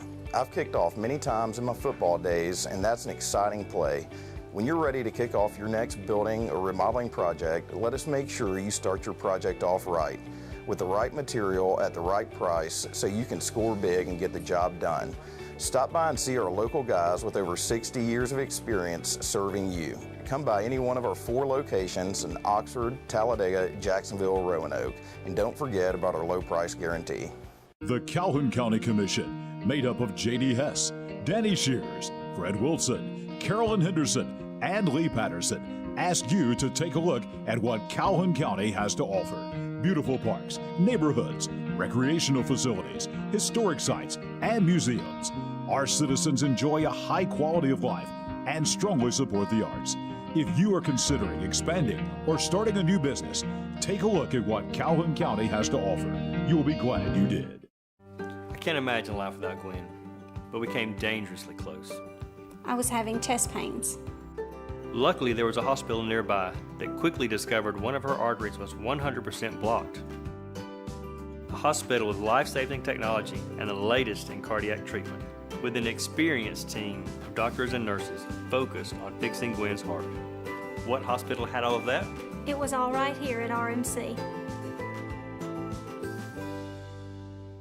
Your neighborhood Grub Mart is your one-stop shop for everything you need when you're on the go. Grub Mart features the best prices on Coke and Pepsi products and is the home to the 99-cent bag of ice every day. And Grub Mart is your exclusive home for the popcorn bucket. Purchase yours for only $5.99, then bring it for free refills throughout the year. And save every day with your Grub Mart Super Saver card. When you're on the go, it's good to know Grub Mart has everything you need. Gas, diesel, and delicious Oleo donuts. In business over 78 years, visit your local Grub Mart today. We are about to bring in our Noble Bank and Trust post-game presser, the head coach of the Jacksonville Golden Eagles, Clint Smith. Let's tell you about Noble Bank. They have branches now in Anniston, Oxford, Alexandria. They're in Piedmont. They're in Heflin. They're even in the Summit in Birmingham, just down from the Summit right there in Cahaba Heights. When you call one of their branches, I can tell you this for sure, you'll get a live person, not a recording. You can go to noblebank.com. They offer telephone and mobile banking 24/7. And, of course, they've got those ATM that accept deposits as well. All of that from personal banking at Noble Bank and Trust, bringing you our Noble Bank and Trust post-game presser. And here for our post-game presser right now is the head coach of the Jacksonville Golden Eagles. Big winners tonight, 48-14 over White Plains. Coach Clint Smith, glad to have you with us. Coach, good to be here. Gerhard Mathangani, Coach Michael Short in with us tonight. Coach, we talked earlier about this tough region that you're in. Probably, especially at the top half of this region, probably as tough as it gets in any classification as far as the competitiveness. Tonight, you win again. Just tell us about the game tonight, first and foremost, and then kind of this season so far. Well, we had an off week last week, so, I always wonder, going into the next game after an off week, how you'll come out. And we challenged our guys right off the bat tonight to start fast and to go out there and handle business, and that's what they did. They went out and executed well and was able to get a lead. And so I thought we started fast and did some things that we had to do tonight to get the win. And so it was a big win for us, and it's got us at 7-2 right now. And our region is very tough. With Anniston and Hanley in it. But being in 4A South, it's just pick your poison.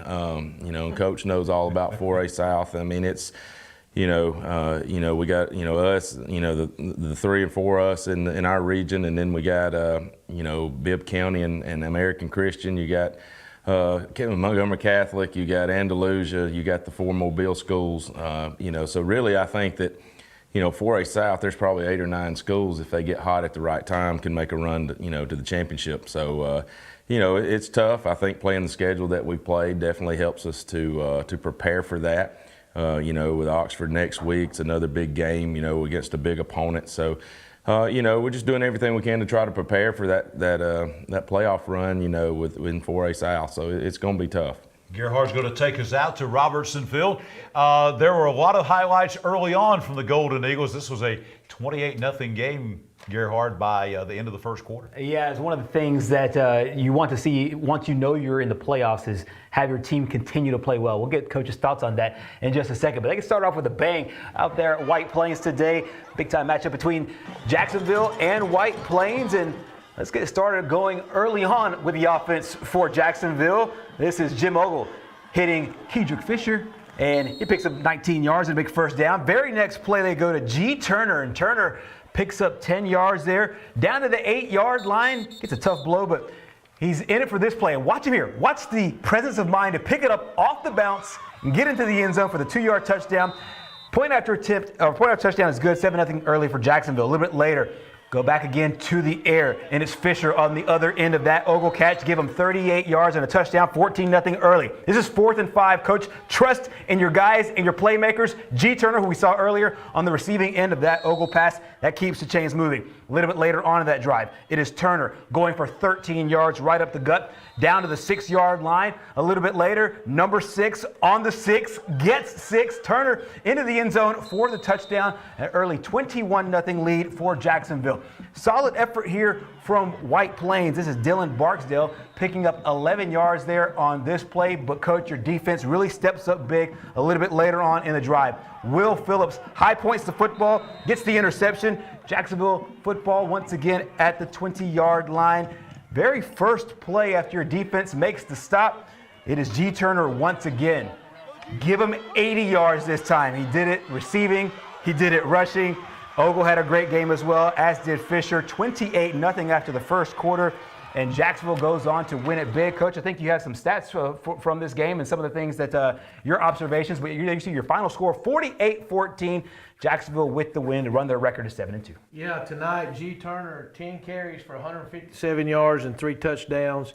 Jim Ogle was 6 for 13, 113 yards and 2 touchdowns. And then Kedrick Fisher had 4 catches for 102 yards and 3 TDs.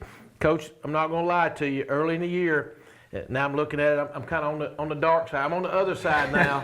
So that's what they tell me, I'm on the other side. So my question was going to be, you've had some very good running backs in the past couple of years. My question early in the season was, I know they're going to be able to throw it. I know they're going to be able to pass protect. Line's been together for a long time. But are they going to find that guy that they can lean on in a wet night or when the quarterback's just not having a great night? And I just give an idea. I think you found him, and I think your offensive line has grown as the seasons went along as far as your run game is concerned. And I think they've answered that question. Yeah, that was going to be a big key for us. And, G has definitely stepped up big time. Really since the Anniston game, had a really good game against Anniston. And, Zay English was the guy that kind of started for us, and Zay's been kind of banged up, and G's kind of had to get in there and take that role over, but he has done an outstanding job of stepping up and has really ran the ball extremely well behind that offensive line. And, it means a lot to be able to, you got to be able to run the football. And like you said, we've had some really good backs over the past, 10 years at Jacksonville, and G has really stepped up to be one of those guys. Well, it hadn't rained in a while. But we both know as you get to later on in the playoffs and get to November, it starts raining more. And there's going to be a point in time when you're out there in the mud and you're going to have to line up and run the football, and y'all proven you can do that. Yeah, the rain and really the cold, cold, affects them a lot. But yeah, we feel good with G in there, and, hopefully Zay will be back, in a week or so, and we'll have those guys back in there. G also plays outside linebacker for us, so, he plays on both sides of the ball, and so, we've had some injuries this year, that's, we've had some guys out 2 weeks, 3 weeks at the time, and they've been able to come back, and we'd have somebody else go down. Kind of everybody at this point of the year, but we've had to have a lot of people go both ways and kind of do some things that maybe they wouldn't normally have to do. So hopefully we're getting healthy at the right time, and I feel like we still haven't played our best game yet. We've played really good offensively in games. We've played really good defensively in games. Special teams has been solid for us all year long, but I keep waiting on us to put that game together and really start peaking at the right time. And hopefully with getting everybody back healthy, we can start doing that as we move into the playoffs. One of my favorite things, I'm sure we might ask a similar question here, but one of my favorite things always at the end of the seasons or close to the end of the regular seasons is, kind of go back to the old adage that teams get better as the season goes along. If you could hang your hat on one or two things, maybe some points of emphasis that you carried in fall camp or in after the spring or maybe at the beginning part of your season that you've seen your team, or maybe some checkpoints that you wanted to see your team hit on or off the field, what are some of the things that you've seen from your team over the course of the last maybe 10 weeks of being with one another? Well, I think our running game's gotten better. I think, with G emerging, is that guy right now, especially while Zay's hurt. Will Phillips has really stepped up big for us. He's a 9th grader that starts at safety for us and also, plays some quarterback. He's had a really good year and just keeps getting better. Offensive line's been solid. We just, like I said, we talked about tonight after the game, the little things that we have to do well. We got to make sure that we're doing the little things during the week to prepare, for Friday, and just making sure that we take care of those and check those boxes so that when we get into Friday, we can play the best that we can play, because from here on out, it's going to take our best effort each and every Friday night, from here on out. So it's like I said earlier, it's who gets hot at the right time in 4A South, and hopefully we'll start doing that and start peaking at the right time. You're going to, everybody knows that you have scheduled the Oxford game. I'm going to move forward a little bit here. And the one reason as a former coach that I like that game, well, first of all, be money eventually. You're going to make a lot of money off that game. But just the fact that they're going to be a 6A school that's got good athletes, they're going to be well coached. And at some point in time, as well as I do, sometimes you get in the playoffs, maybe early in the year, you play that team that's real athletic, but maybe they make a lot of mistakes and that type of things. You're going to be able to, Jim's going to face guys that can cover your people and play man coverage, and they're going to have to get open. And that, I think, especially your offense versus their defense, is going to help you once the playoffs come, because eventually, somewhere down the line, if you're going to keep playing week after week, you're going to find somebody that's going to be as athletic as they will be and will be as well coached as they are. And I think I commend you for having that game, and that's the reason I think it's a very important game for you. Well, it's a big game for us. It's in county. It's 15 minutes down the road, and so we had the opportunity to it was, scheduling's tough, and being able to schedule them, being close to home, we could have traveled 2.5 hours for a game, but that would cost you $5,000–6,000 just to make the travel, and so it's better for our fans and our the parents and all, just being able to get to the game, and you're right. Playing Oxford, there's nothing that we're going to be able to bring to them Friday that they have not seen. They have played teams bigger than us. They've played teams faster than us. We're going to have to go out there and we're going to have to play fundamentally sound. We're going to have to play, good in every aspect. And that's going to challenge our kids to do that. And hopefully, we'll do that and moving into the playoffs, from a team standpoint, depth and, that kind of thing, I think it'll help prepare us. So, I guess help get our mind right, ready for what we're going to see week in and week out, because we've talked about, 4A South and how competitive, with those guys down there. So, a lot of those 4A South teams are going to have, a lot of them probably average number of players is going to be a little higher than some of the teams that would be in the North. Yeah. And that's what you're going to be able to face. That's why I think it's such a great game for y'all. Like you said, you're going to have to play extremely well to have a chance to win, but at some point in time in the playoffs, you're going to have to play extremely well just to have a chance to win. That's right. And that starts round 1. That's right. You're exactly right. A lot of folks around the state that I talk to that haven't seen Jacksonville play, I tell them Jacksonville's got a quarterback that is probably maybe an SEC player one day. He's certainly for sure an FBS quarterback, and they look at me like I've grown 3 heads. They're going, Jacksonville has a guy that's going to be an SEC quarterback? And I'm like, yeah. Tell us about Jim Ogle. Folks out there that don't know, he's still got another year. He does. Even after this year. And his dad came on board with you this year as offensive line coach, former college coach at Jacksonville State for many years. He was an offensive coordinator. How good can this guy be? That's my opinion is, he's a guy that could play for anybody one day. Right. What about this guy? Well, Jim is you start with, he's a 4.0 student. He goes in and he does his schoolwork and classwork, makes really good grades. He is a lead by example guy. He's the first guy in the weight room. Works really, really hard in the weight room. Everything he does, he does it first class. And so, that does a lot for the guys around him, seeing that guy that's the quarterback, that is a prospect, that is in there doing the things the way that he's doing. He's a very humble young man, and he's just a great kid, and a great leader for us. And the biggest thing with Jim, from last year to this year is physically. He has really blown up physically and gotten bigger and stronger and faster. Jim's got good feet and he's got good speed. He don't run it a whole lot, but when he does, he can go. And so just an all around really good kid, really good player, and he makes others around him better. And tell everybody how well he can punt. Yeah, he's an all-state punter, and he does a really good job for us of punting it. So he is a good punter. And that's a weapon, because if he's lined up back there and you just happen to go 7 yards deep, that's right, and you quick kick it, that's right. I mean, every time it's third down and you're around the 50, guys, it could be a quick kick. So you got to be prepared. It opens up a lot of possibilities, no doubt. It does. Back there. Now, we always ask something that's a little bit off football. Now, this is related to football, but sort of not. As I understand it, tonight there was a little special occasion that happened once you got back to Jacksonville. One thing is, here it is, right here. Now, this is your offensive coordinator, Jamison Edwards, and y'all have been together for a long time, going back to your Sachs days. Here's your families here, the Edwards family and the Smith family. This was all tonight after the game. There's your wives there. Tell us what this 200 represents that's on that cake right there. It was our 200th game together, as head coach, offensive coordinator, and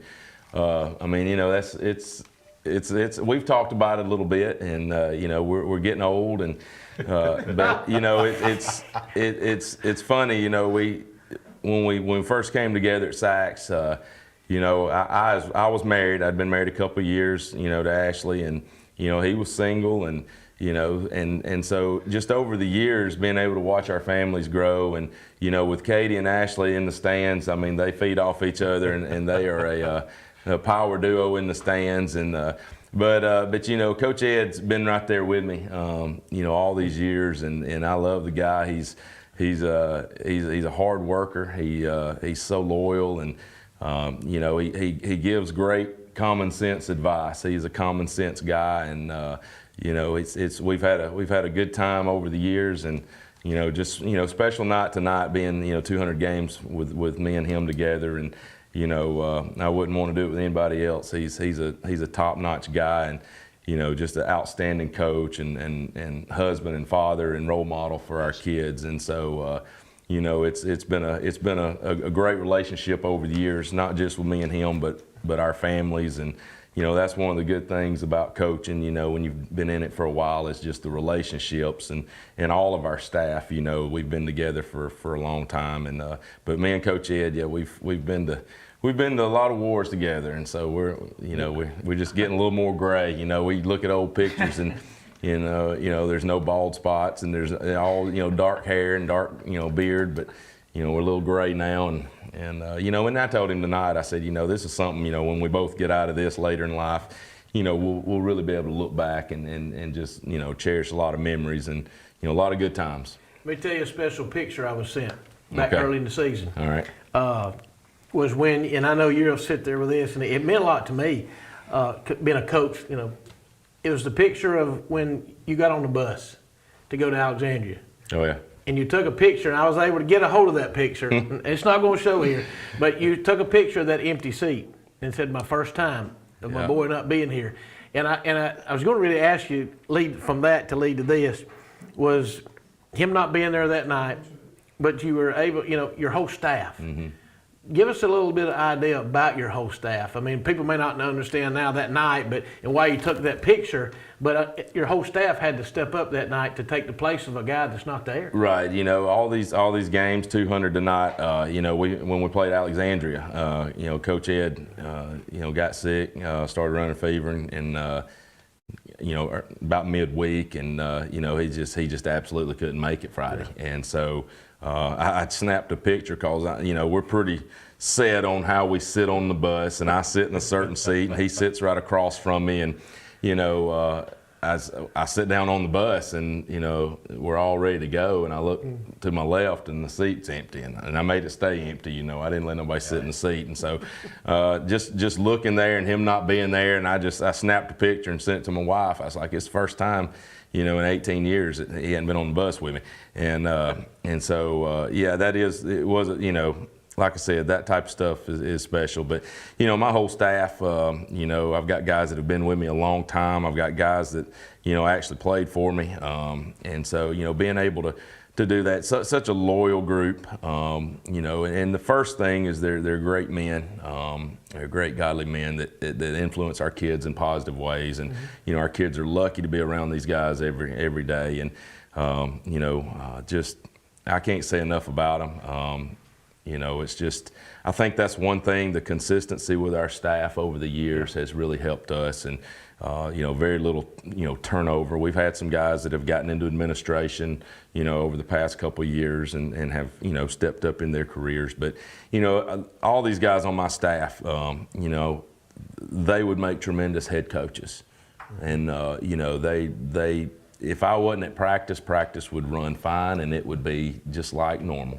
You know, I trust these guys, and, you know, like I said, everything we do is pretty much like clockwork because we've done it for so long. And so, you know, just I can't say enough about them, and just the relationships, and that's what you have in coaching. You know, that's the best thing about it. You know, from my standpoint, is just the relationships, especially with your coaches. And you know, it's been fun, and like I said, they're all great coaches. And not great just men. with them, but with everybody you play too. Those relationships with Right. other coaches from Yes. other places, you'll carry that the rest of your life. Yep, and you know, like I said, it's just, you know, we don't ever have to worry about what's going on. You know, somebody gets sick, somebody goes into that role and takes over. You know, that night Coach Ed was sick. You know, Coach Ogle took over and ran the game plan, and just, you know, Coach Ed and him were talking. Coach Ed was at home, he was at school, you know, just kind of collaborating. Coach Marcus Albright, who's our defensive coordinator,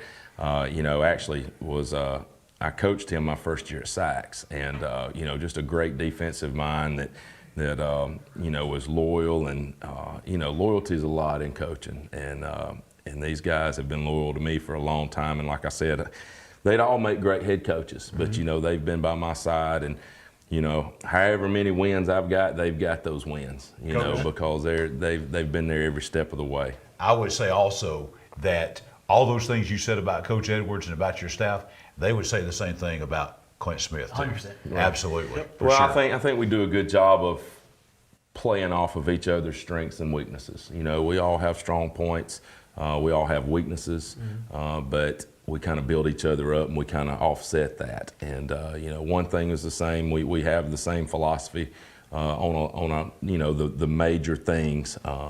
But you know, we lift each other up, we build each other up. We're very family oriented as a staff. You know, kids get sick, coaches have to leave. You know, you take care of your family first, and you take care of what you need to first, and we'll get by. And just the way that our guys have, you know, just kind of shifted and taking on different responsibilities when somebody's out, especially, you know, a few years ago when COVID hit. You know, I mean, if somebody came down with it, they were out 4, 5, 6 days, you know, and, you know, just doing the things that and we have a blast. I mean, I can't lie. I mean, they made a cake, and the cake was blue, and I ate the cake, and it looked like I'd kissed a Smurf. And Looks like Jameson had the first piece in his hand. I had to look in the mirror 4 times before I came in here to make sure my tongue wasn't blue again. But I mean, you know, it's just special times after the games. You know, wives in the field house and kids running around, and that's what it's about. You know, that's what it's about. And hopefully, you know, with our kids being around our coaches and the way that our coaches live their lives, you know, hopefully they'll pick up on some things that will help them later, just by the way, you know, the way we act and the way that we conduct ourselves. And that's what it's all about, you know, molding those guys. But we have a blast, we have a good time, we're around each other, you know, just as much, you know, as we are our wives, really, during the season and during the summer. And it makes it a whole lot easier when you enjoy going to work today, you know, every day with these guys. And you know, like I said, I mean, they're just top notch, and you know, we wouldn't be able to do anything that we've done at Sachs or Jacksonville without all those guys that have put so much into it. Yep. Amen. Coach, congratulations on the win tonight. Best wishes to your team in the 4A playoffs. Appreciate it, Coach. We'll be watching your team, obviously. We look for a deep playoff run again by the Jacksonville Golden Eagles. Clint Smith, head coach of the Jacksonville Golden Eagles, on our Noble Bank and Trust postgame presser. Tell you about the Calhoun County Commission. Fred Wilson, Danny Shears, Carolyn Henderson, J.D. Hess, and Lee Patterson, of course, bringing you high school football Alabama after the game and doing so much for our schools and communities to enhance our quality of life here in Calhoun County. Just great folks, great men and women making up our Calhoun County Commission. We'll be back with more as we roll on a football Friday night on After the Game. Your home is a reflection of you, whether that's classic, farm style, or something unique. We at Ted's Carpet and Floor understand that, and we'll help you through the selection, finance, and installation process. We have an extensive selection of designer tiles, carpet, laminate, and hardwood. Let us help you choose the perfect granite or quartz to customize your kitchen or bathroom. We offer free in-home measurements, estimates, and design consultations. Ted's Carpet and Floor, your style, our passion. When you shop at Pee Wee Turner Motors, you will be a winner. As lifelong supporters of East Alabama athletics, we at Pee Wee Turner Motors would like to invite you to check out our quality inventory of trucks, cars, and SUVs at peeweeturnermotors.net. We always guarantee credit approval and look forward to serving you and your family at Pee Wee Turner Motors on Quintard Avenue, Anniston. Cash back. Plain and simple. That's what you'll get on the Noble Bank Cash Back account. No tricks, no gimmicky names, just free accounts that pay you cash back. If unlimited transactions, fraud protection, and refunds on ATM withdrawal fees nationwide sounds like your kind of banking, visit us at noblebank.com and learn more about the Noble Cash Back account. Welcome to personal banking. Welcome to Noble Bank and Trust. Noblebank.com. Member FDIC. Anniston Orthopedics continues to provide a legacy of outstanding sports injury care on and off the field, keeping our players in the game. Anniston Orthopedics offers our Saturday morning sports injury clinic from 8 to 10 a.m. throughout the high school football season. Anniston Orthopedics also offers full-service physical therapy and occupational therapy departments. To learn more, visit our website at www.annistonortho.com. Anniston Orthopedics, located in the Tyler Center adjacent to RMC. Are you ready for some football? Come in all month long and take a test drive at Team 1 Chevrolet and have a chance to win an Alabama, Auburn tailgate, or the ultimate tailgate package. Log on to ChevroletofGadsden.com for complete details. Chevrolet of Gadsden, where everyone's a winner. Someone's going to win an Alabama tailgate, someone's going to win an Auburn tailgate, and somebody's going to win the ultimate grand prize, including grill, generator, and big screen TV. Chevrolet of Gadsden, home of the best people, the best service, period. Great friends of high school football Alabama after the game, Ted's Carpet and Floor, bringing you our Ted's Carpet and Floor Team of the Week each week. They have all the major manufactured brands. They are locally owned and operated, only first quality products, lifetime workmanship warranty, easy financing plans, free estimates. They bring all that to you. The place to go for any carpet and flooring needs you have in East Alabama, Ted's Carpet and Floor. We were at Alexandria High School. You see our Anniston Orthopedic score shirts to present our big trophy. There's a Tough Guy trophy from Awards to Remember to the Alexandria Valley Cubs. Let me tell you, that turn from that light to the darkness, let me tell you folks, I've been doing this for a long time.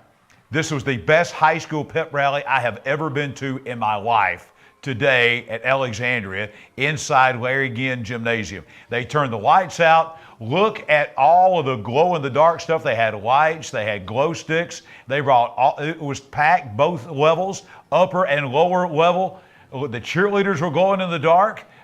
Coach Todd Ginn said, "Are you going to stay for this?" And I said, "Yeah." And he said, "Get ready. It's going to be wild." There we are, handing out the Ted's T-shirts for the blackout. They had the black T-shirts going to the team there. We also had our Anniston Orthopedic score shirts. You see those being displayed there as well. Ted's Carpet and Floor with our Team of the Week. Coming up in just a little bit here on After the Game, we will announce this week's Ted Carpet and Floor Team of the Week.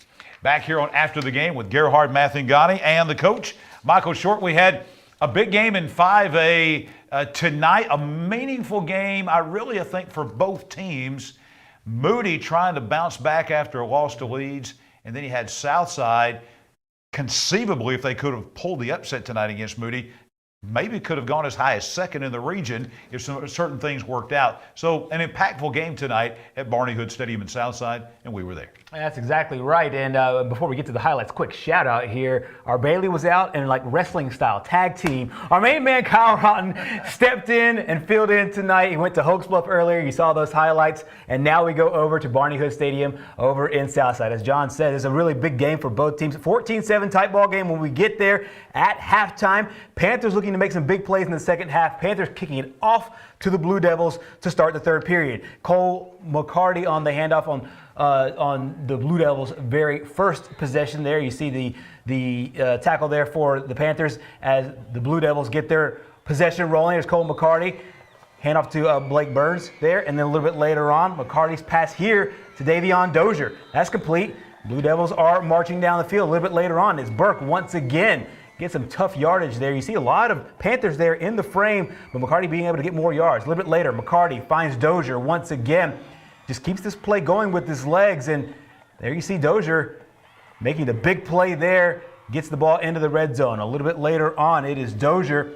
Once again, 3 huge catches on this drive. That time, doubled coverage, doesn't matter, gets into the end zone. Well, that's actually a no touchdown there after that play. But a little bit later on, this McCarty once again scrambling. He would throw an interception right here. Great play by the Southside defense. And Southside would take over after the turnover. Wouldn't take long for their drive to end. A little bit later on is Chase Jackson that comes up with an interception for Moody. So back-to-back possessions end in turnovers. So the Blue Devils back on the move again. Once again, Burke, this time here, baptizes a Southside defender. And you see some really tough running from both squads going in there. There you see a fake field goal here, and there you see the pass. And once again, it's intercepted. So, we have a lot of, big plays, but they don't lead to points. Pass intercepted there, and then we have a fumble right here, and the Blue Devils jump on top of the football. Turnovers were the story of the third period, as you see Burke here running with the football, turns back the other way, and finally we have our score, goes into the end zone for the touchdown. They would go for 2, and it would be Dozier once again on the receiving end. He had a nice catch a little bit early on in the quarter. He finishes with a nice catch there, almost like basketball style, just goes up, shields off the defender, boxes him out, gets a 2-point conversion to go, up 28-7 at this point, on the way to a 35-13 victory. So Moody gets the W. There you see the only 2 previous meetings there, about 10 years ago, 2012 and 2013. So as we talked about last week, being able to bounce back after a loss, Moody had some places where they stumbled a little bit, but ultimately they got it done. But Southside played really competitive in tonight's ballgame. Yeah, big game there in Class 5A Region 6. Both teams obviously going to be in the state playoffs there. Moody will be a home field advantage. They'll be number 2 in the region. Leeds number 1, Alexandria 3. Moody will be the number 4 team in the playoffs coming out of that region. So let's go look at 5A Region 6. We're going to look at both regions now in our part of the state in 5A Region 6 and 5A Region 4. There you see it right there. Lincoln, St. Clair County, and Springville staying home this year. Southside will be the 4. Alexandria will be 3. They had a non-region game tonight. Moody locking up number 2 tonight. They needed to win tonight to lock that up. And then, of course, Leeds beat Lincoln tonight, so they are still perfect, 6-0 and 9-0. And I'll tell you what, those are, we talked about Class 4A Region 4, guys. This 5A Region 6, hey, Southside and Alexandria, Moody, Leeds, that's a formidable 4 coming out of that region too, Coach. Yeah, it is, and I would not want to be somebody on the other side, either team they're going to play. But this little stat line here, every week I give everybody's defense a lot of love. Well, I need to give the offense a little love too tonight, because I get to looking, and there's not a lot of teams when you get around Game 7 or Game 8 in the state that scored over 400 points already. Well, Moody with tonight's 35 more points, now they've scored 440 points. Yeah, and that's a lot of points to score, and they 142. So a lot of that has to do with why they're number 2. is because the number of points that they've scored, they put a lot of pressure on you. And as they go into the playoffs, them being able to score those points, especially have to, really trying to prove themselves after last week's loss, didn't score but 13 points. You knew they was going to try to come out tonight and put more points on the board. So I knew Moody was probably very happy tonight to be able to put the points that they did on the board. And now let's switch and take a look at Class 5A, or that's 6A Region 6. We will look at 5A Region 4 if we can go look at that. 5A Region 4, there it is. Central Clay County, non-region tonight. As a matter of fact, all of these games in that we had either open dates or non-region. They were done with region play last week because, Coach, this is just a 6-team region. So they ended a week earlier. Central Clay County finishes undefeated in region play with that big win we mentioned over Beauregard. They will be the region champion at home in the playoffs in 2 weeks. Beauregard will be at home, number 2. Tallahassee 3, Elmore County the 4, Valley and Sylacauga not making the 5A playoffs this year. These were big games, like for Central Clay. It was a big game for them because it was a non-region game. And I talked to Coach Horn yesterday during our radio show that we were on, and me and him talked about him having to leave school early, go on the road, stop in Opelika and eat, which he couldn't stand doing it. But he also understands this, that at some point in time in the playoffs, if he's going to continue to go deep into the playoffs, you're going to have to get on the road, leave school early, go stop somewhere and eat. And he's already planned it out.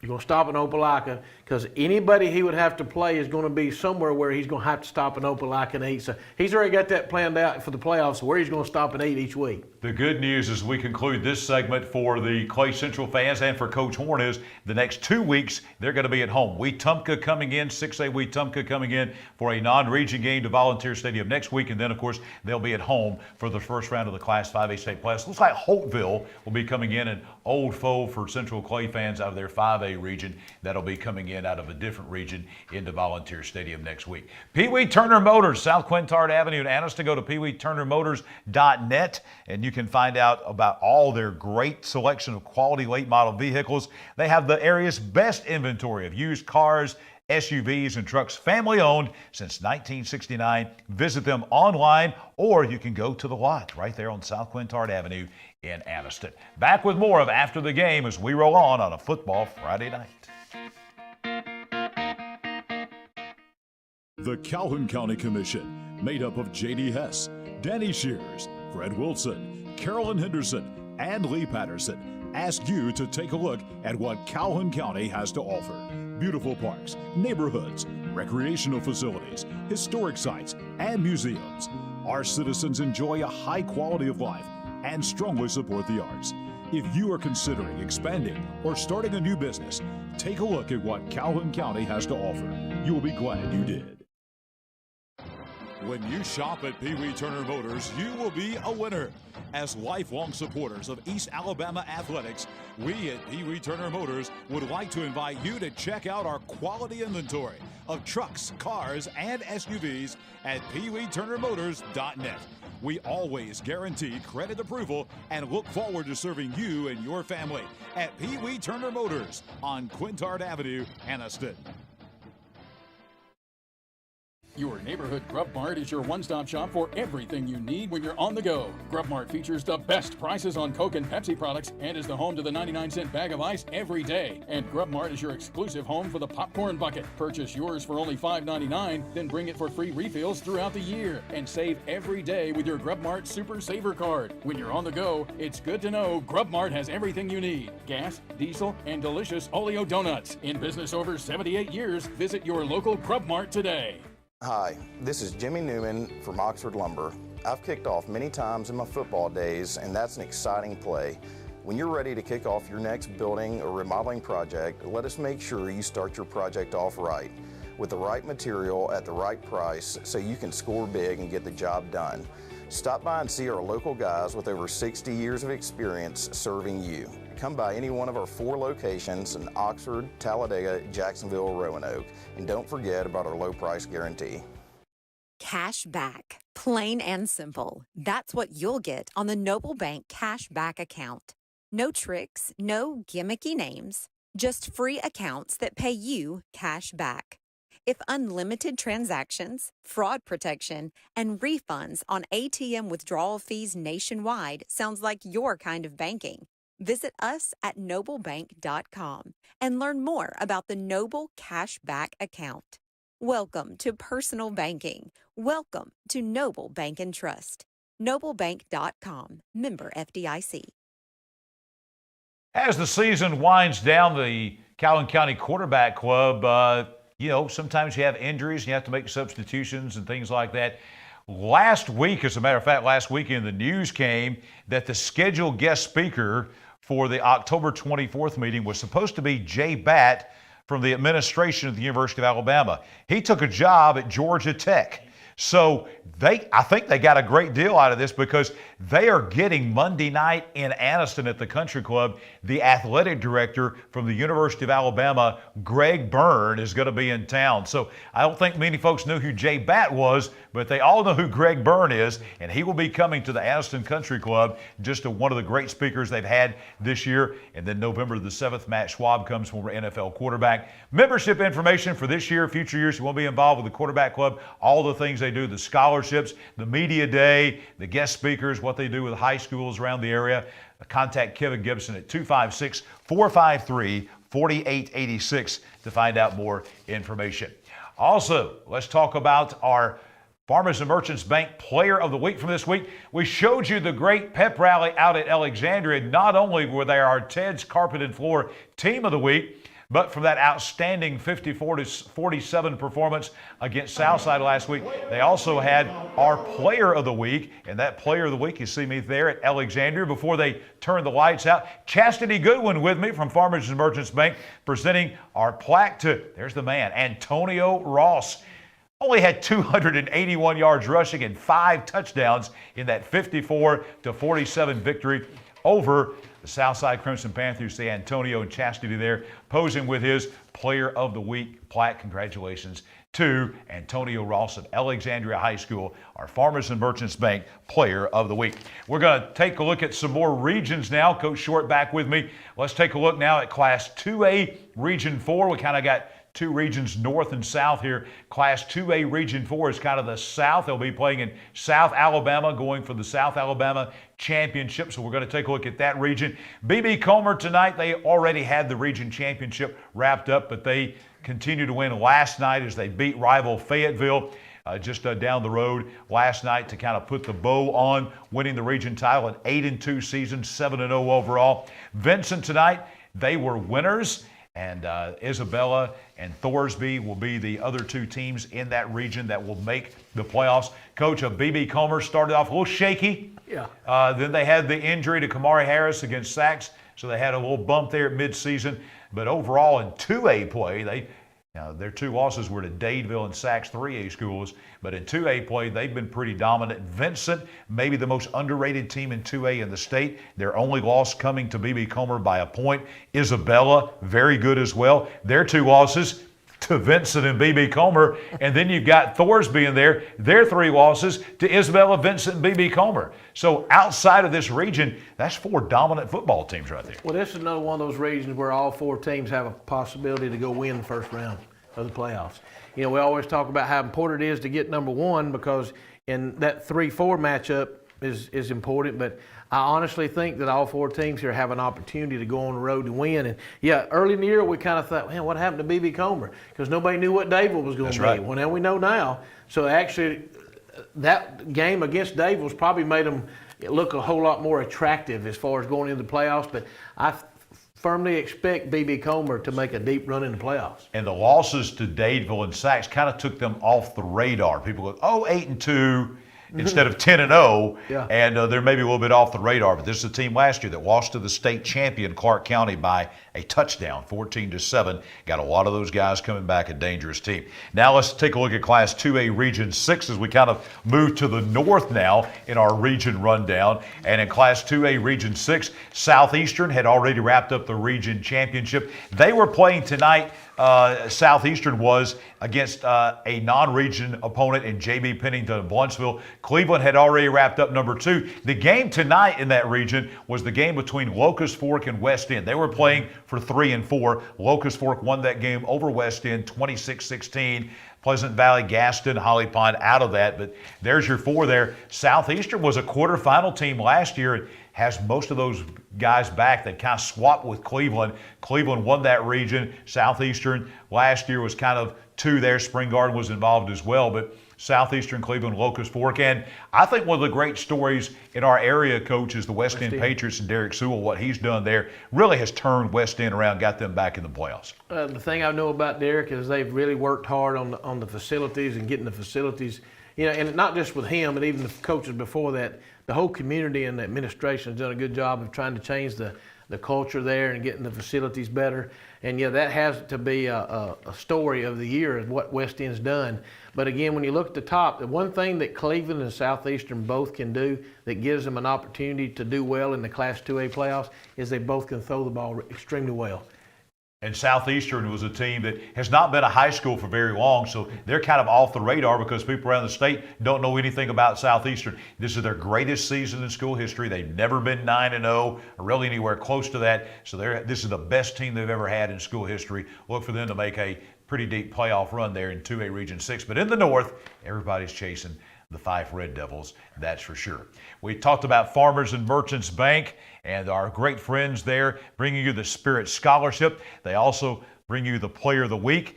They are about to open a new branch. It's under construction. They're close in Center in Cherokee County to opening up a location there. And when they do, Chastity was telling me today they're going to have the Spirit debit cards for the Cherokee County schools. They already have those for Spring Garden, but they're going to add Sandrock, Gainesville, Cedar Bluff, and Cherokee County to the mix. Farmers and Merchants Bank, great supporters of high school football and high school football. Alabama will roll on in just a moment.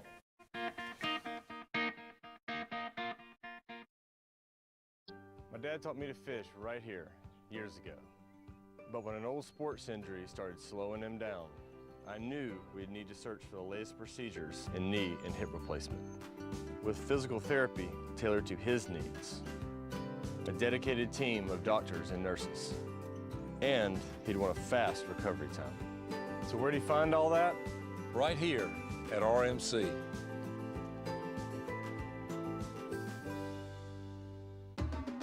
At Farmers and Merchants Bank, we're showing off our school spirit with our newly designed vertical Spirit debit cards. Now these are customized with your favorite school's logo, and half of every Spirit card purchased goes toward your school. So show off your colors and support your local school with the F&M Spirit debit card. You can learn more at fnm.bank. Member FDIC.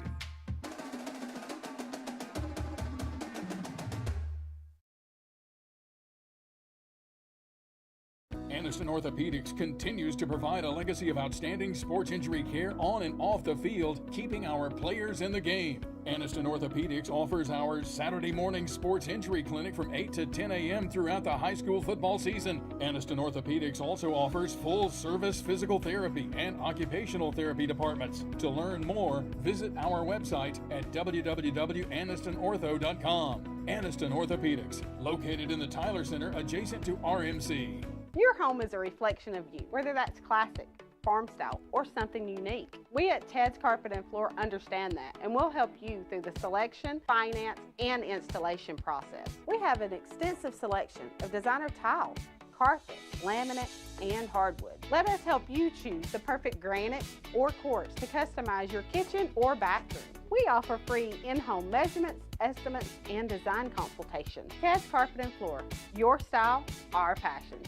Are you ready for some football? Come in all month long and take a test drive at Team 1 Chevrolet and have a chance to win an Alabama, Auburn tailgate, or the ultimate tailgate package. Log on to ChevroletofGadsden.com for complete details. Chevrolet of Gadsden, where everyone's a winner. Someone's going to win an Alabama tailgate, someone's going to win an Auburn tailgate, and somebody's going to win the ultimate grand prize, including grill, generator, and big screen TV. Chevrolet of Gadsden, home of the best people, the best service, period.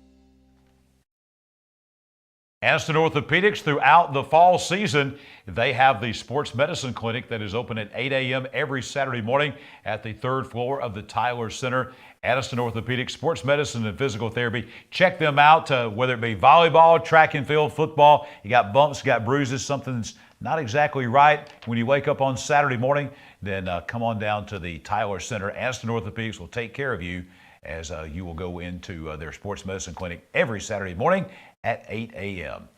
Back on high school football, Alabama after the game, presented by the Calhoun County Commission. We talked about impactful games tonight. None may be more impactful than the game at the Creek Bank at Ohatchee. Gerhard, you were there tonight. Yeah, it's one of those situations to where Ohatchee knows with a win we stay alive. Things break right, we stay alive. They can't control outside of the Creek Bank, but they did control things inside of the Creek Bank. You heard the score from John earlier. Let's take you to the highlights.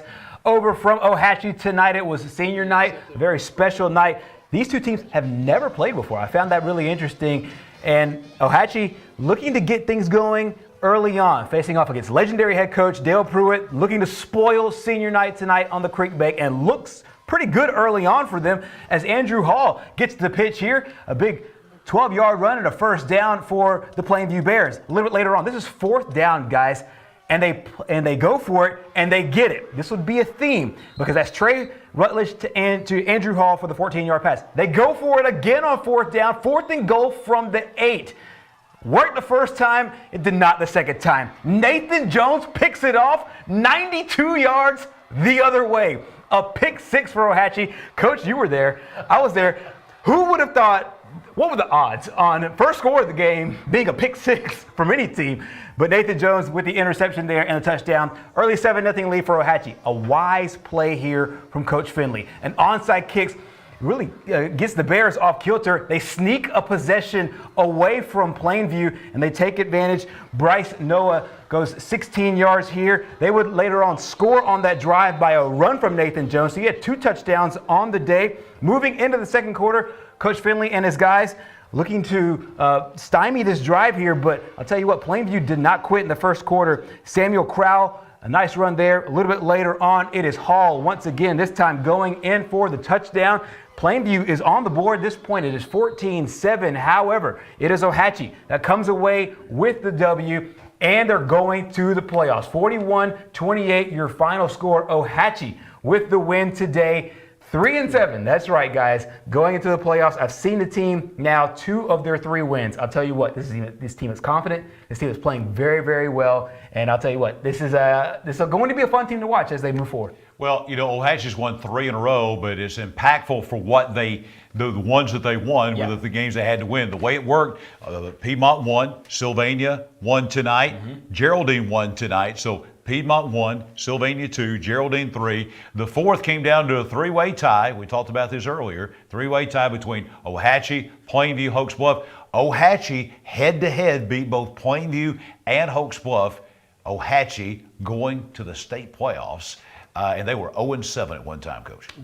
We talked, me and Coach Smith talked Tuesday night, Steve, and we were talking about there was even a possibility at one time of being a 4-way tie for 4th place. Yes. That was a possibility. But yeah, to answer the question you had, 0% of the first big play being off of a touchdown or off of a pass. You know, and I was there at the ball game too. I still think that the reason Ohatchee won tonight is that I bet you in pregame they had Butterfinger pie. I bet they had it. At some point in time they had some Butterfinger pie. But it was 21-14 at halftime. After you left, they come back down to Wait a minute. Whoa, no. Wait. Oh, wait a minute. That did not just happen. We don't know this, but there's something going on in the studio, folks. The power of manifestation, y'all. I'm going to show you. Last week, Chris Finley and Warren Finley brought us Butterfinger cake. All right.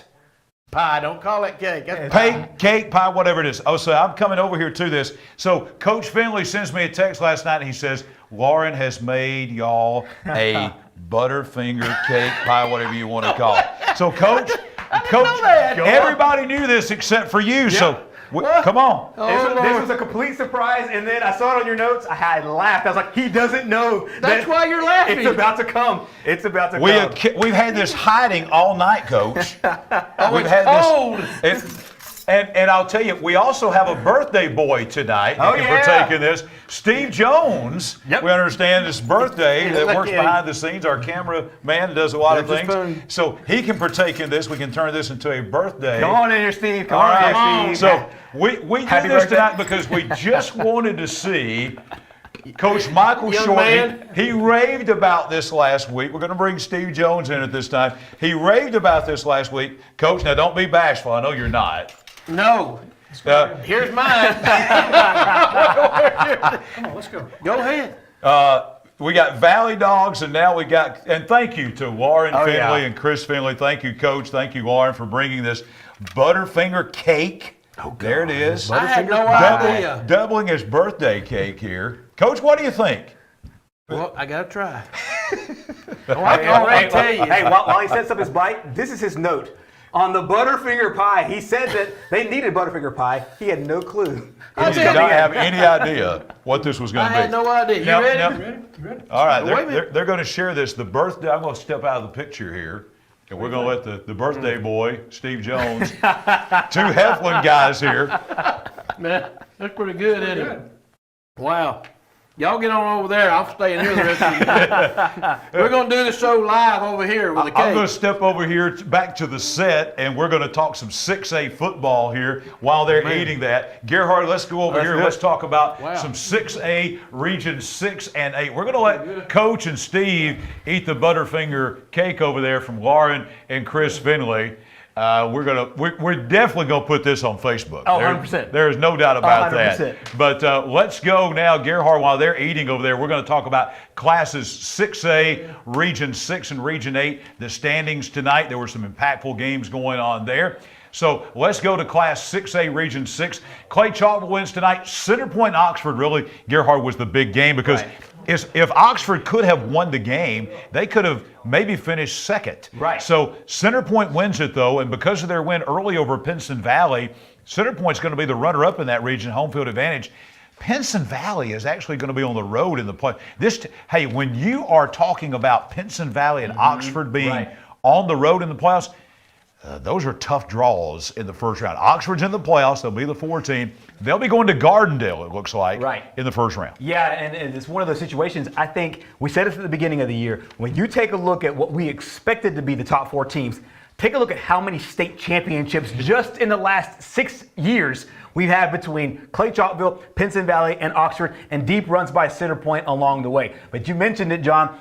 After last week against Clay Chalkville, there was maybe a thought in the back of your mind because they played really well against Clay Chalkville. Hey, maybe they can go in and get that win against Center Point. Doesn't happen. We expect all 4 teams to be really competitive. We talked just a minute ago with Coach Clint Smith. They obviously have Jacksonville to end off the year, so a nice primer right before the playoffs. They'll take on Jacksonville before opening up the playoffs. But yeah, I think all 4 teams battle tested against one another as they go into the postseason.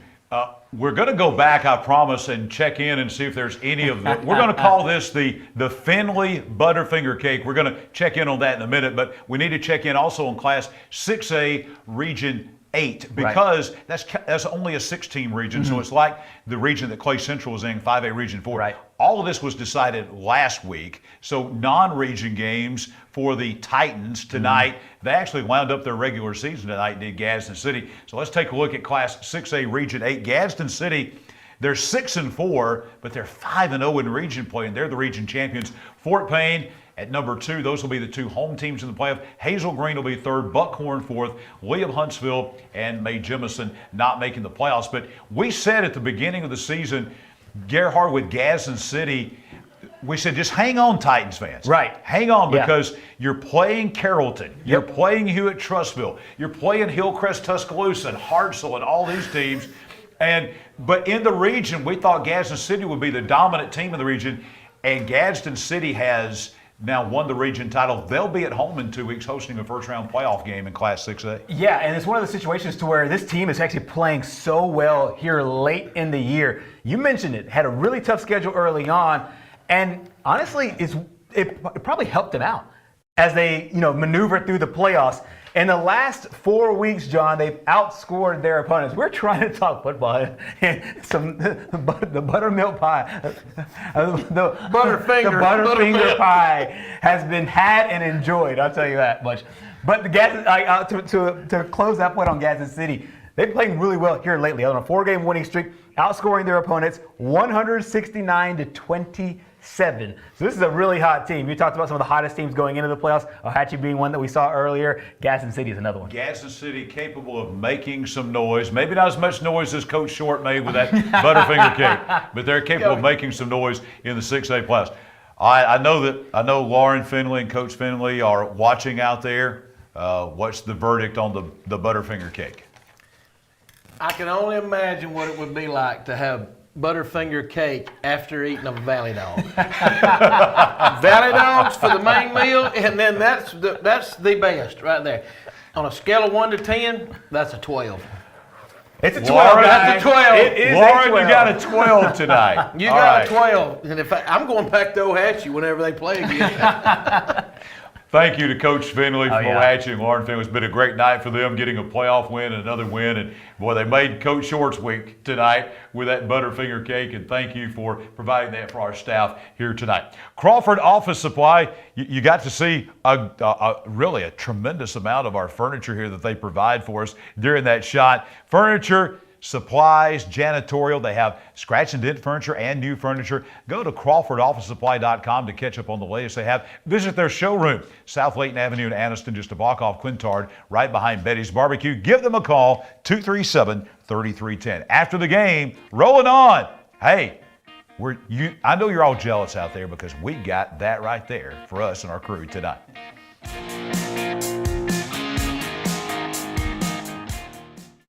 Hi, this is Jimmy Newman from Oxford Lumber. I've kicked off many times in my football days, and that's an exciting play. When you're ready to kick off your next building or remodeling project, let us make sure you start your project off right, with the right material at the right price so you can score big and get the job done. Stop by and see our local guys with over 60 years of experience serving you. Come by any one of our 4 locations in Oxford, Talladega, Jacksonville, Roanoke, and don't forget about our low price guarantee. Your neighborhood Grub Mart is your one-stop shop for everything you need when you're on the go. Grub Mart features the best prices on Coke and Pepsi products and is the home to the 99-cent bag of ice every day. And Grub Mart is your exclusive home for the popcorn bucket. Purchase yours for only $5.99, then bring it for free refills throughout the year. And save every day with your Grub Mart Super Saver card. When you're on the go, it's good to know Grub Mart has everything you need. Gas, diesel, and delicious Oleo donuts. In business over 78 years, visit your local Grub Mart today. Cash back. Plain and simple. That's what you'll get on the Noble Bank Cash Back account.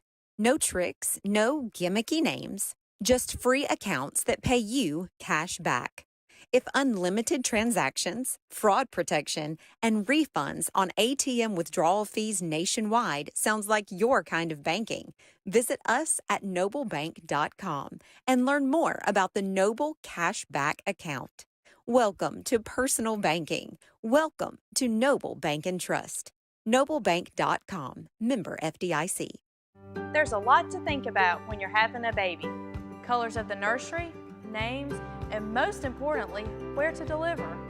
We want a hospital that gives families a more personalized birthing experience. With a compassionate team of doctors and nurses, and a hospital where my baby and I can instantly bond with all the comforts of home.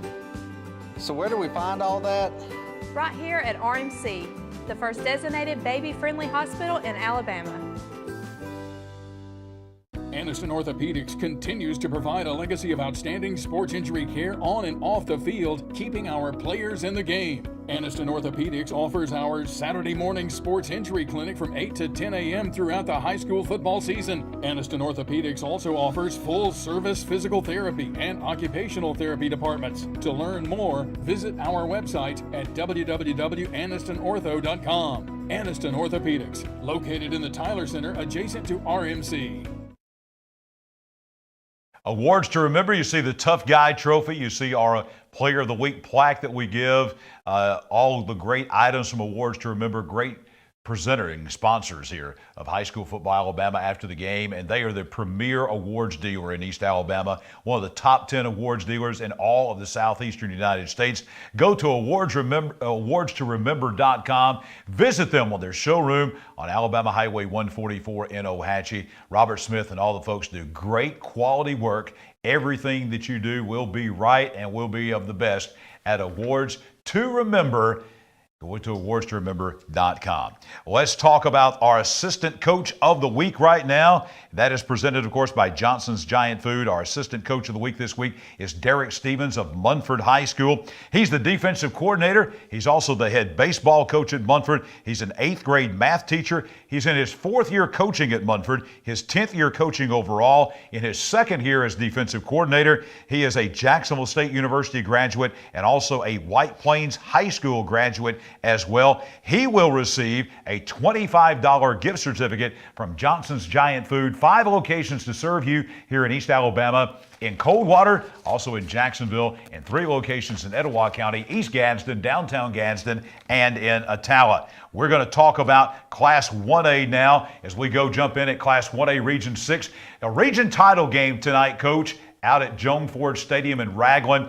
And everybody thought this was going to be a great game and a close game. And Spring Garden, you talk about defense, Coach, and you talk about being big and physical and tough. Spring Garden is all that. They go in tonight. They win the game over Ragland 47-21. That created a 3-way tie at the top with Ragland, Spring Garden, Wadley. Head-to-head didn't matter. Spring Garden beat Ragland, Ragland beat Wadley, Wadley beat Spring Garden. So when you go in and look at the tiebreakers, though, it looks like Spring Garden's going to have the way number of tiebreakers way ahead of Ragland and Wadley because Ragland hasn't won a game in non-region, and Wadley's had a tough time there in non-region as well. So Spring Garden far and away has the points. They'll be the region champion. Then you go back to head-to-head. Ragland beat Wadley head-to-head. So Ragland's the 2, Wadley the 3. Donahoe had already racked up number 4. By the way, the Falcons had an open date tonight. They'll get ready to host Cedar Bluff next week, and that could be a big game. We'll talk about that in just a moment. But Spring Garden winning another region title. Coach, and we talk about tough regions. This might be the one region in the state, in our part of the state, where we see a lot of teams winning first-round games because I believe that this region is the toughest region in North Alabama in Class 1A by far, in my opinion. Yes, and mine too this year. And just the way I know that Wadley, and I see they're 4-4, but they can play defense. I mean, they proved that early in the year when they played Spring Garden and shut them out. And it's very hard to shut out Spring Garden because Spring Garden, after tonight, they have 345 points that they've scored for the year. So they can put a lot of points up when they have to. And tonight, I'm not 100% on this, but I was trying to listen to it. But I think they threw 3 touchdown passes tonight. They can throw the football. They can. Chapel Pope at quarterback exactly right. Can get it done. Spring Garden has been underrated as a passing team the last couple of years. They had Austin at wide out and things like that. So that's a very good Spring Garden team. You know, you would not be surprised. Like last year, Wadley. No one thought Wadley would be in Birmingham. And Wadley wound up being the North Alabama champion. You wouldn't be surprised if Wadley or Ragland or Spring Garden made deep playoff runs. And, Coach, I wouldn't be surprised if any of those 3 wound up in Auburn. Very well could. And I watched Ragland. They've got a very good receiver.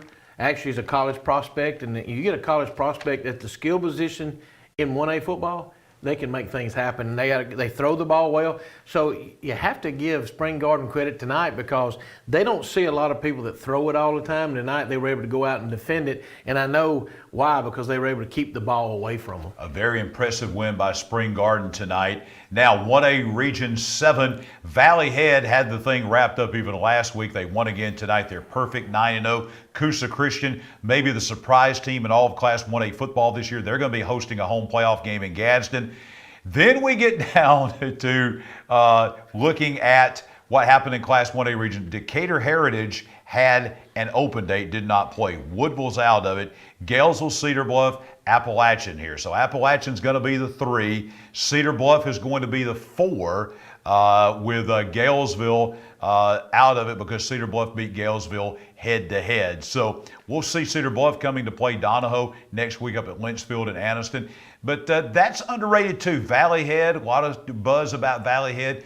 But Coosa Christian, remember, Coach, when they played each other over in Gadsden, that was a back and forth game, and Valley Head only beat Coosa by a couple of points. It was, and the thing you have to look at, how dangerous Coosa Christian may be, is their schedule of the games that they play. You know, we talked to Coach White at Anniston about some of the teams that he's played and his schedule in that whole region. Well, they played Gatlinburg Pittman a lot closer than most people think they did. You know, last year they got blew out. This year they played them a whole lot closer. So to me, Coosa Christian is growing as a team. They're getting better and better. So don't be surprised what they may be able to do in the playoffs. You know, they lost to Geraldine, a 3A playoff team, a very good quality Class 3A team. You know, they lost that game to Spring Garden earlier, who's a region champion in Class 1A. Then you mentioned the Gatlinburg Pittman game as well. And then, you know, as far as their losses go, then they lost to Valley Head. We mentioned that game. That's another undefeated team that they only lost Gerhard by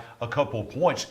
Everybody's going to look at the playoffs and see Coosa Christian's 4-4. They'll be a big favorite next week at Victory. So probably going in at 5-4. But I think that Coosa Christian's a team that is going to make a lot of noise in the 1A playoffs. They say don't judge books by their cover. I think Coosa Christian is a perfect example of that. One of the things that Marco Bryant told us here on our show and before the season is we're willing to play anybody. We'll play the Dallas Cowboys if they'll let us play the Dallas Cowboys. I think all of those games that you mentioned earlier against playoff teams will sharpen them, will season them. And so if anybody just looks at their record, any team that looks at the record and says, okay, guys, we got Coosa Christian, a 5-4 team here in the playoffs, they're in for deep trouble in the postseason. Let me tell you about Johnson's Giant Food. We've been talking about food a lot. We talked about Valley Dogs and Finley Butterfinger Cake, and we've been talking about Spring Garden Steak Sandwiches. Let me tell you, Johnson's Giant Food, let me tell you about what I love there. They have chicken fingers. Have you ever had the dressing? We're getting close to, we're about a month away from Thanksgiving. Have you ever had the dressing at Johnson's Giant Food out of their deli? It is phenomenal. And not only in the deli, but they also have the best selection of meats. I buy all my meats personally at Johnson's Giant Food for grilling. All the ground beef, the pork chops, the steaks, all of that at Johnson's Giant Food. 5 locations to serve you, as we said, here in East Alabama. 3 locations in the Gadsden area, in Attala, downtown Gadsden, East Gadsden, also in Jacksonville, and in Coldwater. When we come back, more highlights. We got Welborn Sachs, big game on the hill. We've got our East Alabama Top 10, and we've got our Team of the Week. All of that still to come on After the Game. Are you ready for some football? Come in all month long and take a test drive at Team 1 Chevrolet and have a chance to win an Alabama, Auburn tailgate, or the ultimate tailgate package. Log on to ChevroletofGadsden.com for complete details. Chevrolet of Gadsden, where everyone's a winner.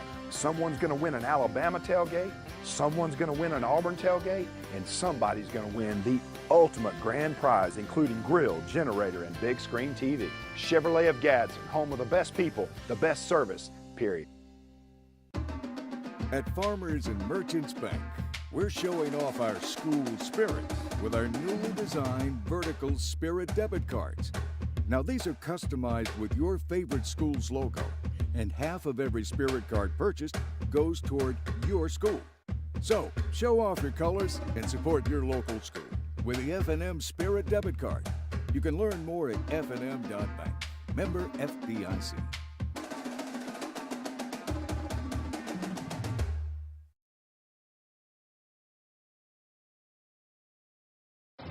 When you shop at Pee Wee Turner Motors, you will be a winner.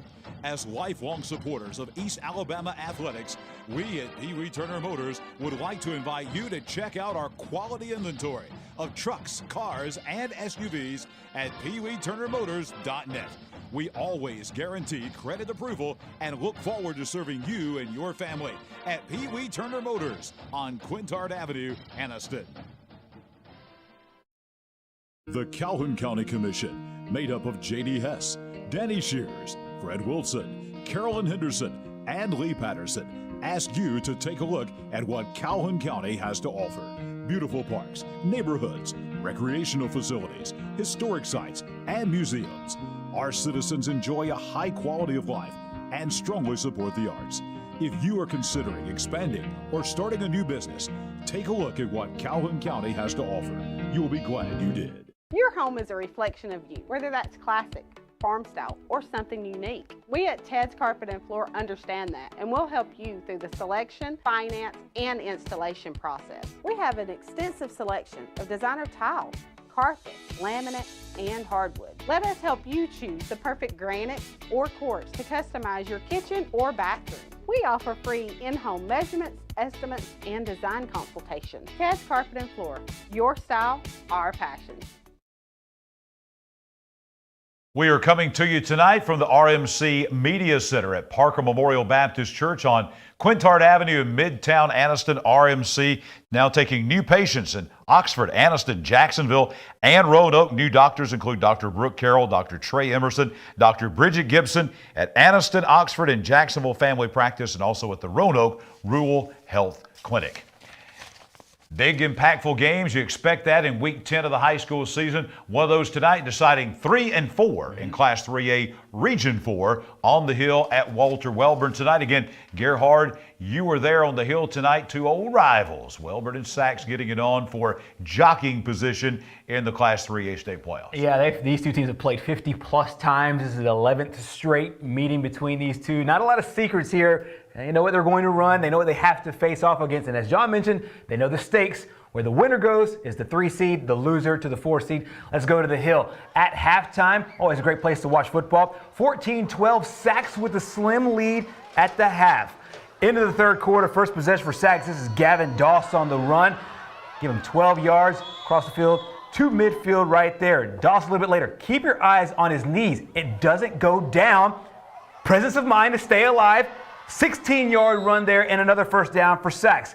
A little bit later on, Doss, once again, a big run. This time goes for 27 yards. Breaks a tackle there and gets down to the 8-yard line when it's all said and done. The first drive for Sachs after halftime looking good. They punch it in with a touchdown from Dorian Walker, 1 yard out, and they increase their lead. Now it's 21-12. A little bit later on, Wellborn facing fourth down. This was big. He takes a sack here from Walker. So Sachs with the momentum, but that celebration short-lived because they turn the ball right back over.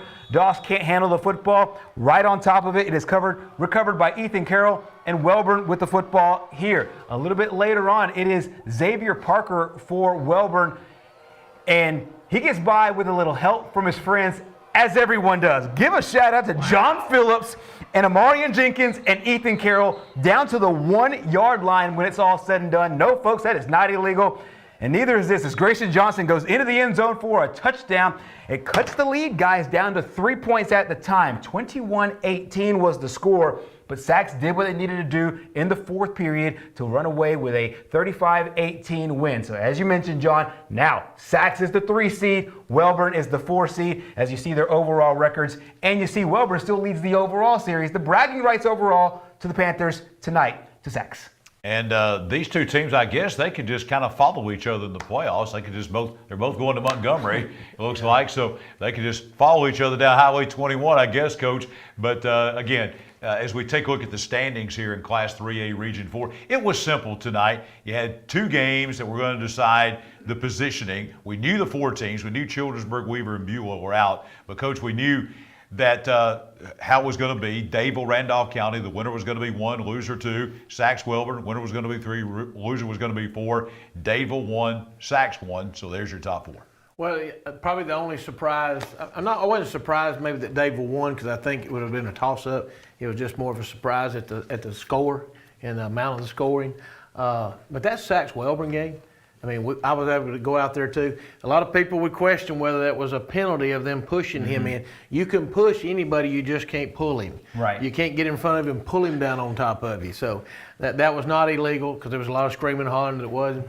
But that was a very physical football game. It was. I mean, the point in time that we were there for about a quarter and a half, it was very physical because actually at one time the ambulance come up to the field to take a player off. And he's also, you got to see him a whole lot in the second half, so he had a miraculous recovery there. But I guess at halftime, may eat some of that pie, I don't know. But he was able to go in there and make some plays. So I actually think that this region right here, 2 of them for sure, possibly maybe 3 of them may be able to get into that second and third round. Absolutely. And the big takeaway from this is 3 of those 4 teams, East Alabama teams, Randolph County, Sachs, Walter Wellborn, that will be in the 3A playoffs. Time for our next Team 1 Chevrolet of Gadsden Extra Point.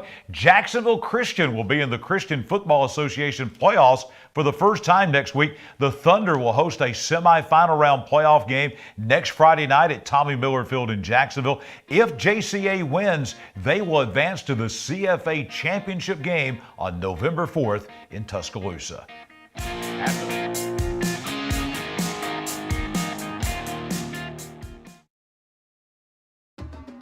At Farmers and Merchants Bank, we're showing off our school spirit with our newly designed vertical Spirit debit cards. Now these are customized with your favorite school's logo, and half of every Spirit card purchased goes toward your school. So, show off your colors and support your local school with the F&M Spirit debit card. You can learn more at fnm.bank. Member FDIC.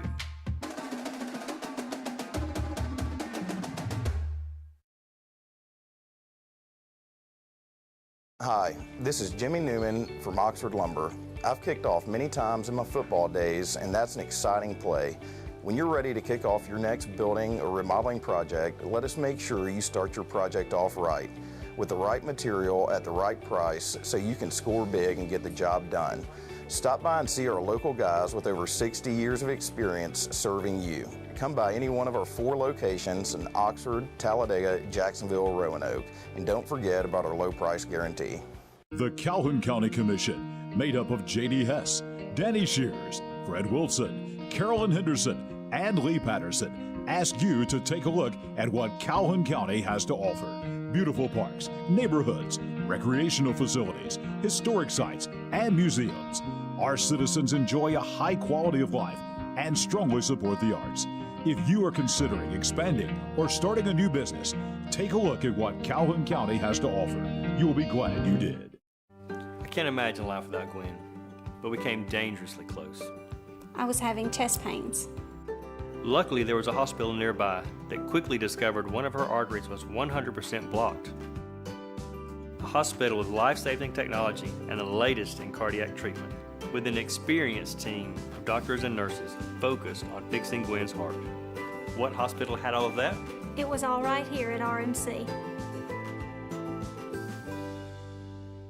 Your neighborhood Grub Mart is your one-stop shop for everything you need when you're on the go. Grub Mart features the best prices on Coke and Pepsi products and is the home to the 99-cent bag of ice every day. And Grub Mart is your exclusive home for the popcorn bucket. Purchase yours for only $5.99, then bring it for free refills throughout the year. And save every day with your Grub Mart Super Saver card. When you're on the go, it's good to know Grub Mart has everything you need. Gas, diesel, and delicious Oleo donuts. In business over 78 years, visit your local Grub Mart today. After the game, presented by the Calhoun County Commission, one more region to look at in our region rundown. That is Class 4A Region 6. Hanceville, Asheville, Fultondale out of it. Good Hope is locked in at the 4. Then you've got a 3-way tie for first between Cherokee County, Etowah, and Aniana. Etowah had a non-region game tonight with Coleman. Aniana did their part. They beat Good Hope. Cherokee County beat Asheville to create that 3-way tie. But what has happened here, head-to-head doesn't count. Cherokee County beat Etowah. Etowah beat Aniana. Aniana beat Cherokee County. So then you go to non-region, and in the non-region, Cherokee County is going to rack up a lot of points. Their win over Piedmont, their win over Model, Georgia, their win over Munford. They still have Fort Payne next week, which if they could win that game would for sure. But you start looking at the numbers here, Coach, and Cherokee County far and away is going to wind up with the most non-region wins. So they'll be the one out of there. Then it goes back to head-to-head. A lot of people don't understand that. It goes back to head-to-head. Of course, Etowah beat Aniana. So Center's 1, Etowah 2, Aniana will be the 3, Good Hope will be the 4. And so you got the state runner-up from last year. Shows how strong this region is. It's going to be on the road in the first round of the playoffs. Yeah, people don't realize, like you said on the tiebreakers, you have to break the tiebreaker first. And then once you break it, then you got 2 left, so then it goes to head-to-head. And that was pretty simple right there, the way that one works out. But again, I think there's 3 guys, there's 3 teams there that have a great opportunity to go into the second round. Yeah, that might be Gerhardt in North Alabama. those three right there might be the three best teams in 4A North. 100%. This is like whenever you take a look at in college football, the Big Ten, that same division that's got Ohio State and Michigan and Penn State. That's this right here. Yes. I think in 4A North, because you have the a surrounding of talent there at the top in one region. I think the winner of this region has probably the clearest path, and I would say the second team probably has the next clearest path to be able to get to that semifinal round and play for a spot in the state title game. The top of this region by far is the best top half of a region anywhere in North Alabama in 4A. I don't think there's any question about that. That brings us to our East Alabama Top 10, presented by Awards to Remember. And we all turn, here we go, we all turn. Number 10 in our East Alabama. A few changes from folks moving up. We did have some losses tonight from teams in the top 10. So number 10 in our East Alabama top 10, Randolph County took a big loss. They were up in the top half, dropping down to number 10. Number 9 is a team that has been there before, disappeared for a few weeks, but they're back. BB Comer at number 9. Number 8 in our East Alabama top 10, Central of Clay County. Number 7, the Jacksonville Golden Eagles. Number 6, before we move into the top 5, is the Moody Blue Devils. Their win tonight over Southside. Number 5, we got the Hanley Tigers. Huge win, very impressive win over Munford tonight. Number 4 is Piedmont. Number 3, that is going to be the Spring Garden Panthers. Number 2, Cherokee County. Number 1, the Anniston Bulldogs. Couple of notes here before we get you guys' comments. Highway 9, Center to Spring Garden to Piedmont. That 15 miles, you got 3 teams in the top 4 of the East Alabama top 10. It's a pretty tough stretch of football highway up there in North Calhoun and Cherokee County. Yeah, I think one of the things that you think about when you think about all 3 of those teams, they're all really well led. They're player led, and you talked about obviously about the senior class for Piedmont. Same thing at Spring Garden. Same thing at Cherokee County. We talked about Hanley, and Hanley after that loss to Anniston, I know they bumped out of the top 5, creeping back up. We said it at the time, and it's manifesting itself right now, Coach. The one thing I notice when I look at the top 10 is they are quarterback led. At least 7 of these teams in here are led by their quarterback. Right. No doubt. And then you've got, 4, 5, 6 of those teams that are region champions out of that as well. And there's our entire top 10 for you to look at. We'll do that one more time next Friday night as we close out the regular season. Time for our final Team 1 Chevrolet of Gadsden extra point of the night, as we'll have that as we go to break. And then we've got our Team of the Week announcement coming up as we close things out. The state's current active longest winning streak now belongs to Class 4A Deschler of Tuscumbia. The Tigers won 11 consecutive games, 10 games this year, the last game of the 2021 season. Deschler's last loss, a 42-28 loss at Central of Florence 1 year ago, basically, on October 22nd of 2021. When we come back, the Ted's Carpet Team of the Week. Your home is a reflection of you, whether that's classic, farm style, or something unique. We at Ted's Carpet and Floor understand that, and we'll help you through the selection, finance, and installation process. We have an extensive selection of designer tiles, carpet, laminate, and hardwood. Let us help you choose the perfect granite or quartz to customize your kitchen or bathroom. We offer free in-home measurements, estimates, and design consultations. Ted's Carpet and Floor, your style, our passion. When you shop at Pee Wee Turner Motors, you will be a winner. As lifelong supporters of East Alabama athletics, we at Pee Wee Turner Motors would like to invite you to check out our quality inventory of trucks, cars, and SUVs at peeweeturnermotors.net. We always guarantee credit approval and look forward to serving you and your family at Pee Wee Turner Motors on Quintard Avenue, Anniston. Cash back. Plain and simple. That's what you'll get on the Noble Bank Cash Back account. No tricks, no gimmicky names, just free accounts that pay you cash back. If unlimited transactions, fraud protection, and refunds on ATM withdrawal fees nationwide sounds like your kind of banking, visit us at noblebank.com and learn more about the Noble Cash Back account. Welcome to personal banking. Welcome to Noble Bank and Trust. NobleBank.com. Member FDIC. Aniston Orthopedics continues to provide a legacy of outstanding sports injury care on and off the field, keeping our players in the game. Aniston Orthopedics offers our Saturday morning sports injury clinic from 8 to 10 a.m. throughout the high school football season. Aniston Orthopedics also offers full-service physical therapy and occupational therapy departments. To learn more, visit our website at www.anistonortho.com. Aniston Orthopedics, located in the Tyler Center adjacent to RMC. Are you ready for some football?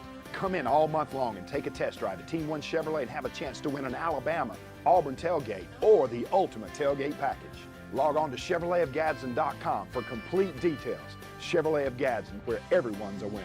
Someone's going to win an Alabama tailgate, someone's going to win an Auburn tailgate, and somebody's going to win the ultimate grand prize, including grill, generator, and big screen TV. Chevrolet of Gadsden, home of the best people, the best service, period. All T-shirts and trophies galore. Of course, I'm holding up our Grub Mart Muscle Team shirt. We've got those coming to the Cherokee County offensive line this week. Ted's Carpet, they had those black T-shirts today that they handed out at the Blackout at Alexandria to our Ted's Team of the Week. And then we have our Aniston Orthopedic score shirts with the score. That's one from earlier in the year where Central Clay County beat Tallahassee, but we handed those out to the Alexandria Valley Cubs today. So who gets the Team of the Week this week? A team that won a region title on the road tonight, and they did it very impressively. The Spring Garden Panthers of Coach Jason Howard. We will be coming to Spring Garden with our big 10-pound Tough Guy trophy. We will also have coming to Spring Garden. We'll have those T-shirts from Ted's, and we'll have our Aniston Orthopedic score shirts with the score of the game that will say Spring Garden 47, Raglan 21. And we will be coming out to Spring Garden, maybe even Coach Short getting a famous Spring Garden steak sandwich along the way. Congratulations to the Spring Garden Panthers, our Team of the Week. And next Friday night, we will be back here with our high school football Alabama after the game. Regular season finale, but we're with you all the way through the first 3 rounds of the playoffs as well. So we're with you for about another month on Friday nights, live on Facebook and YouTube. Have a blessed weekend.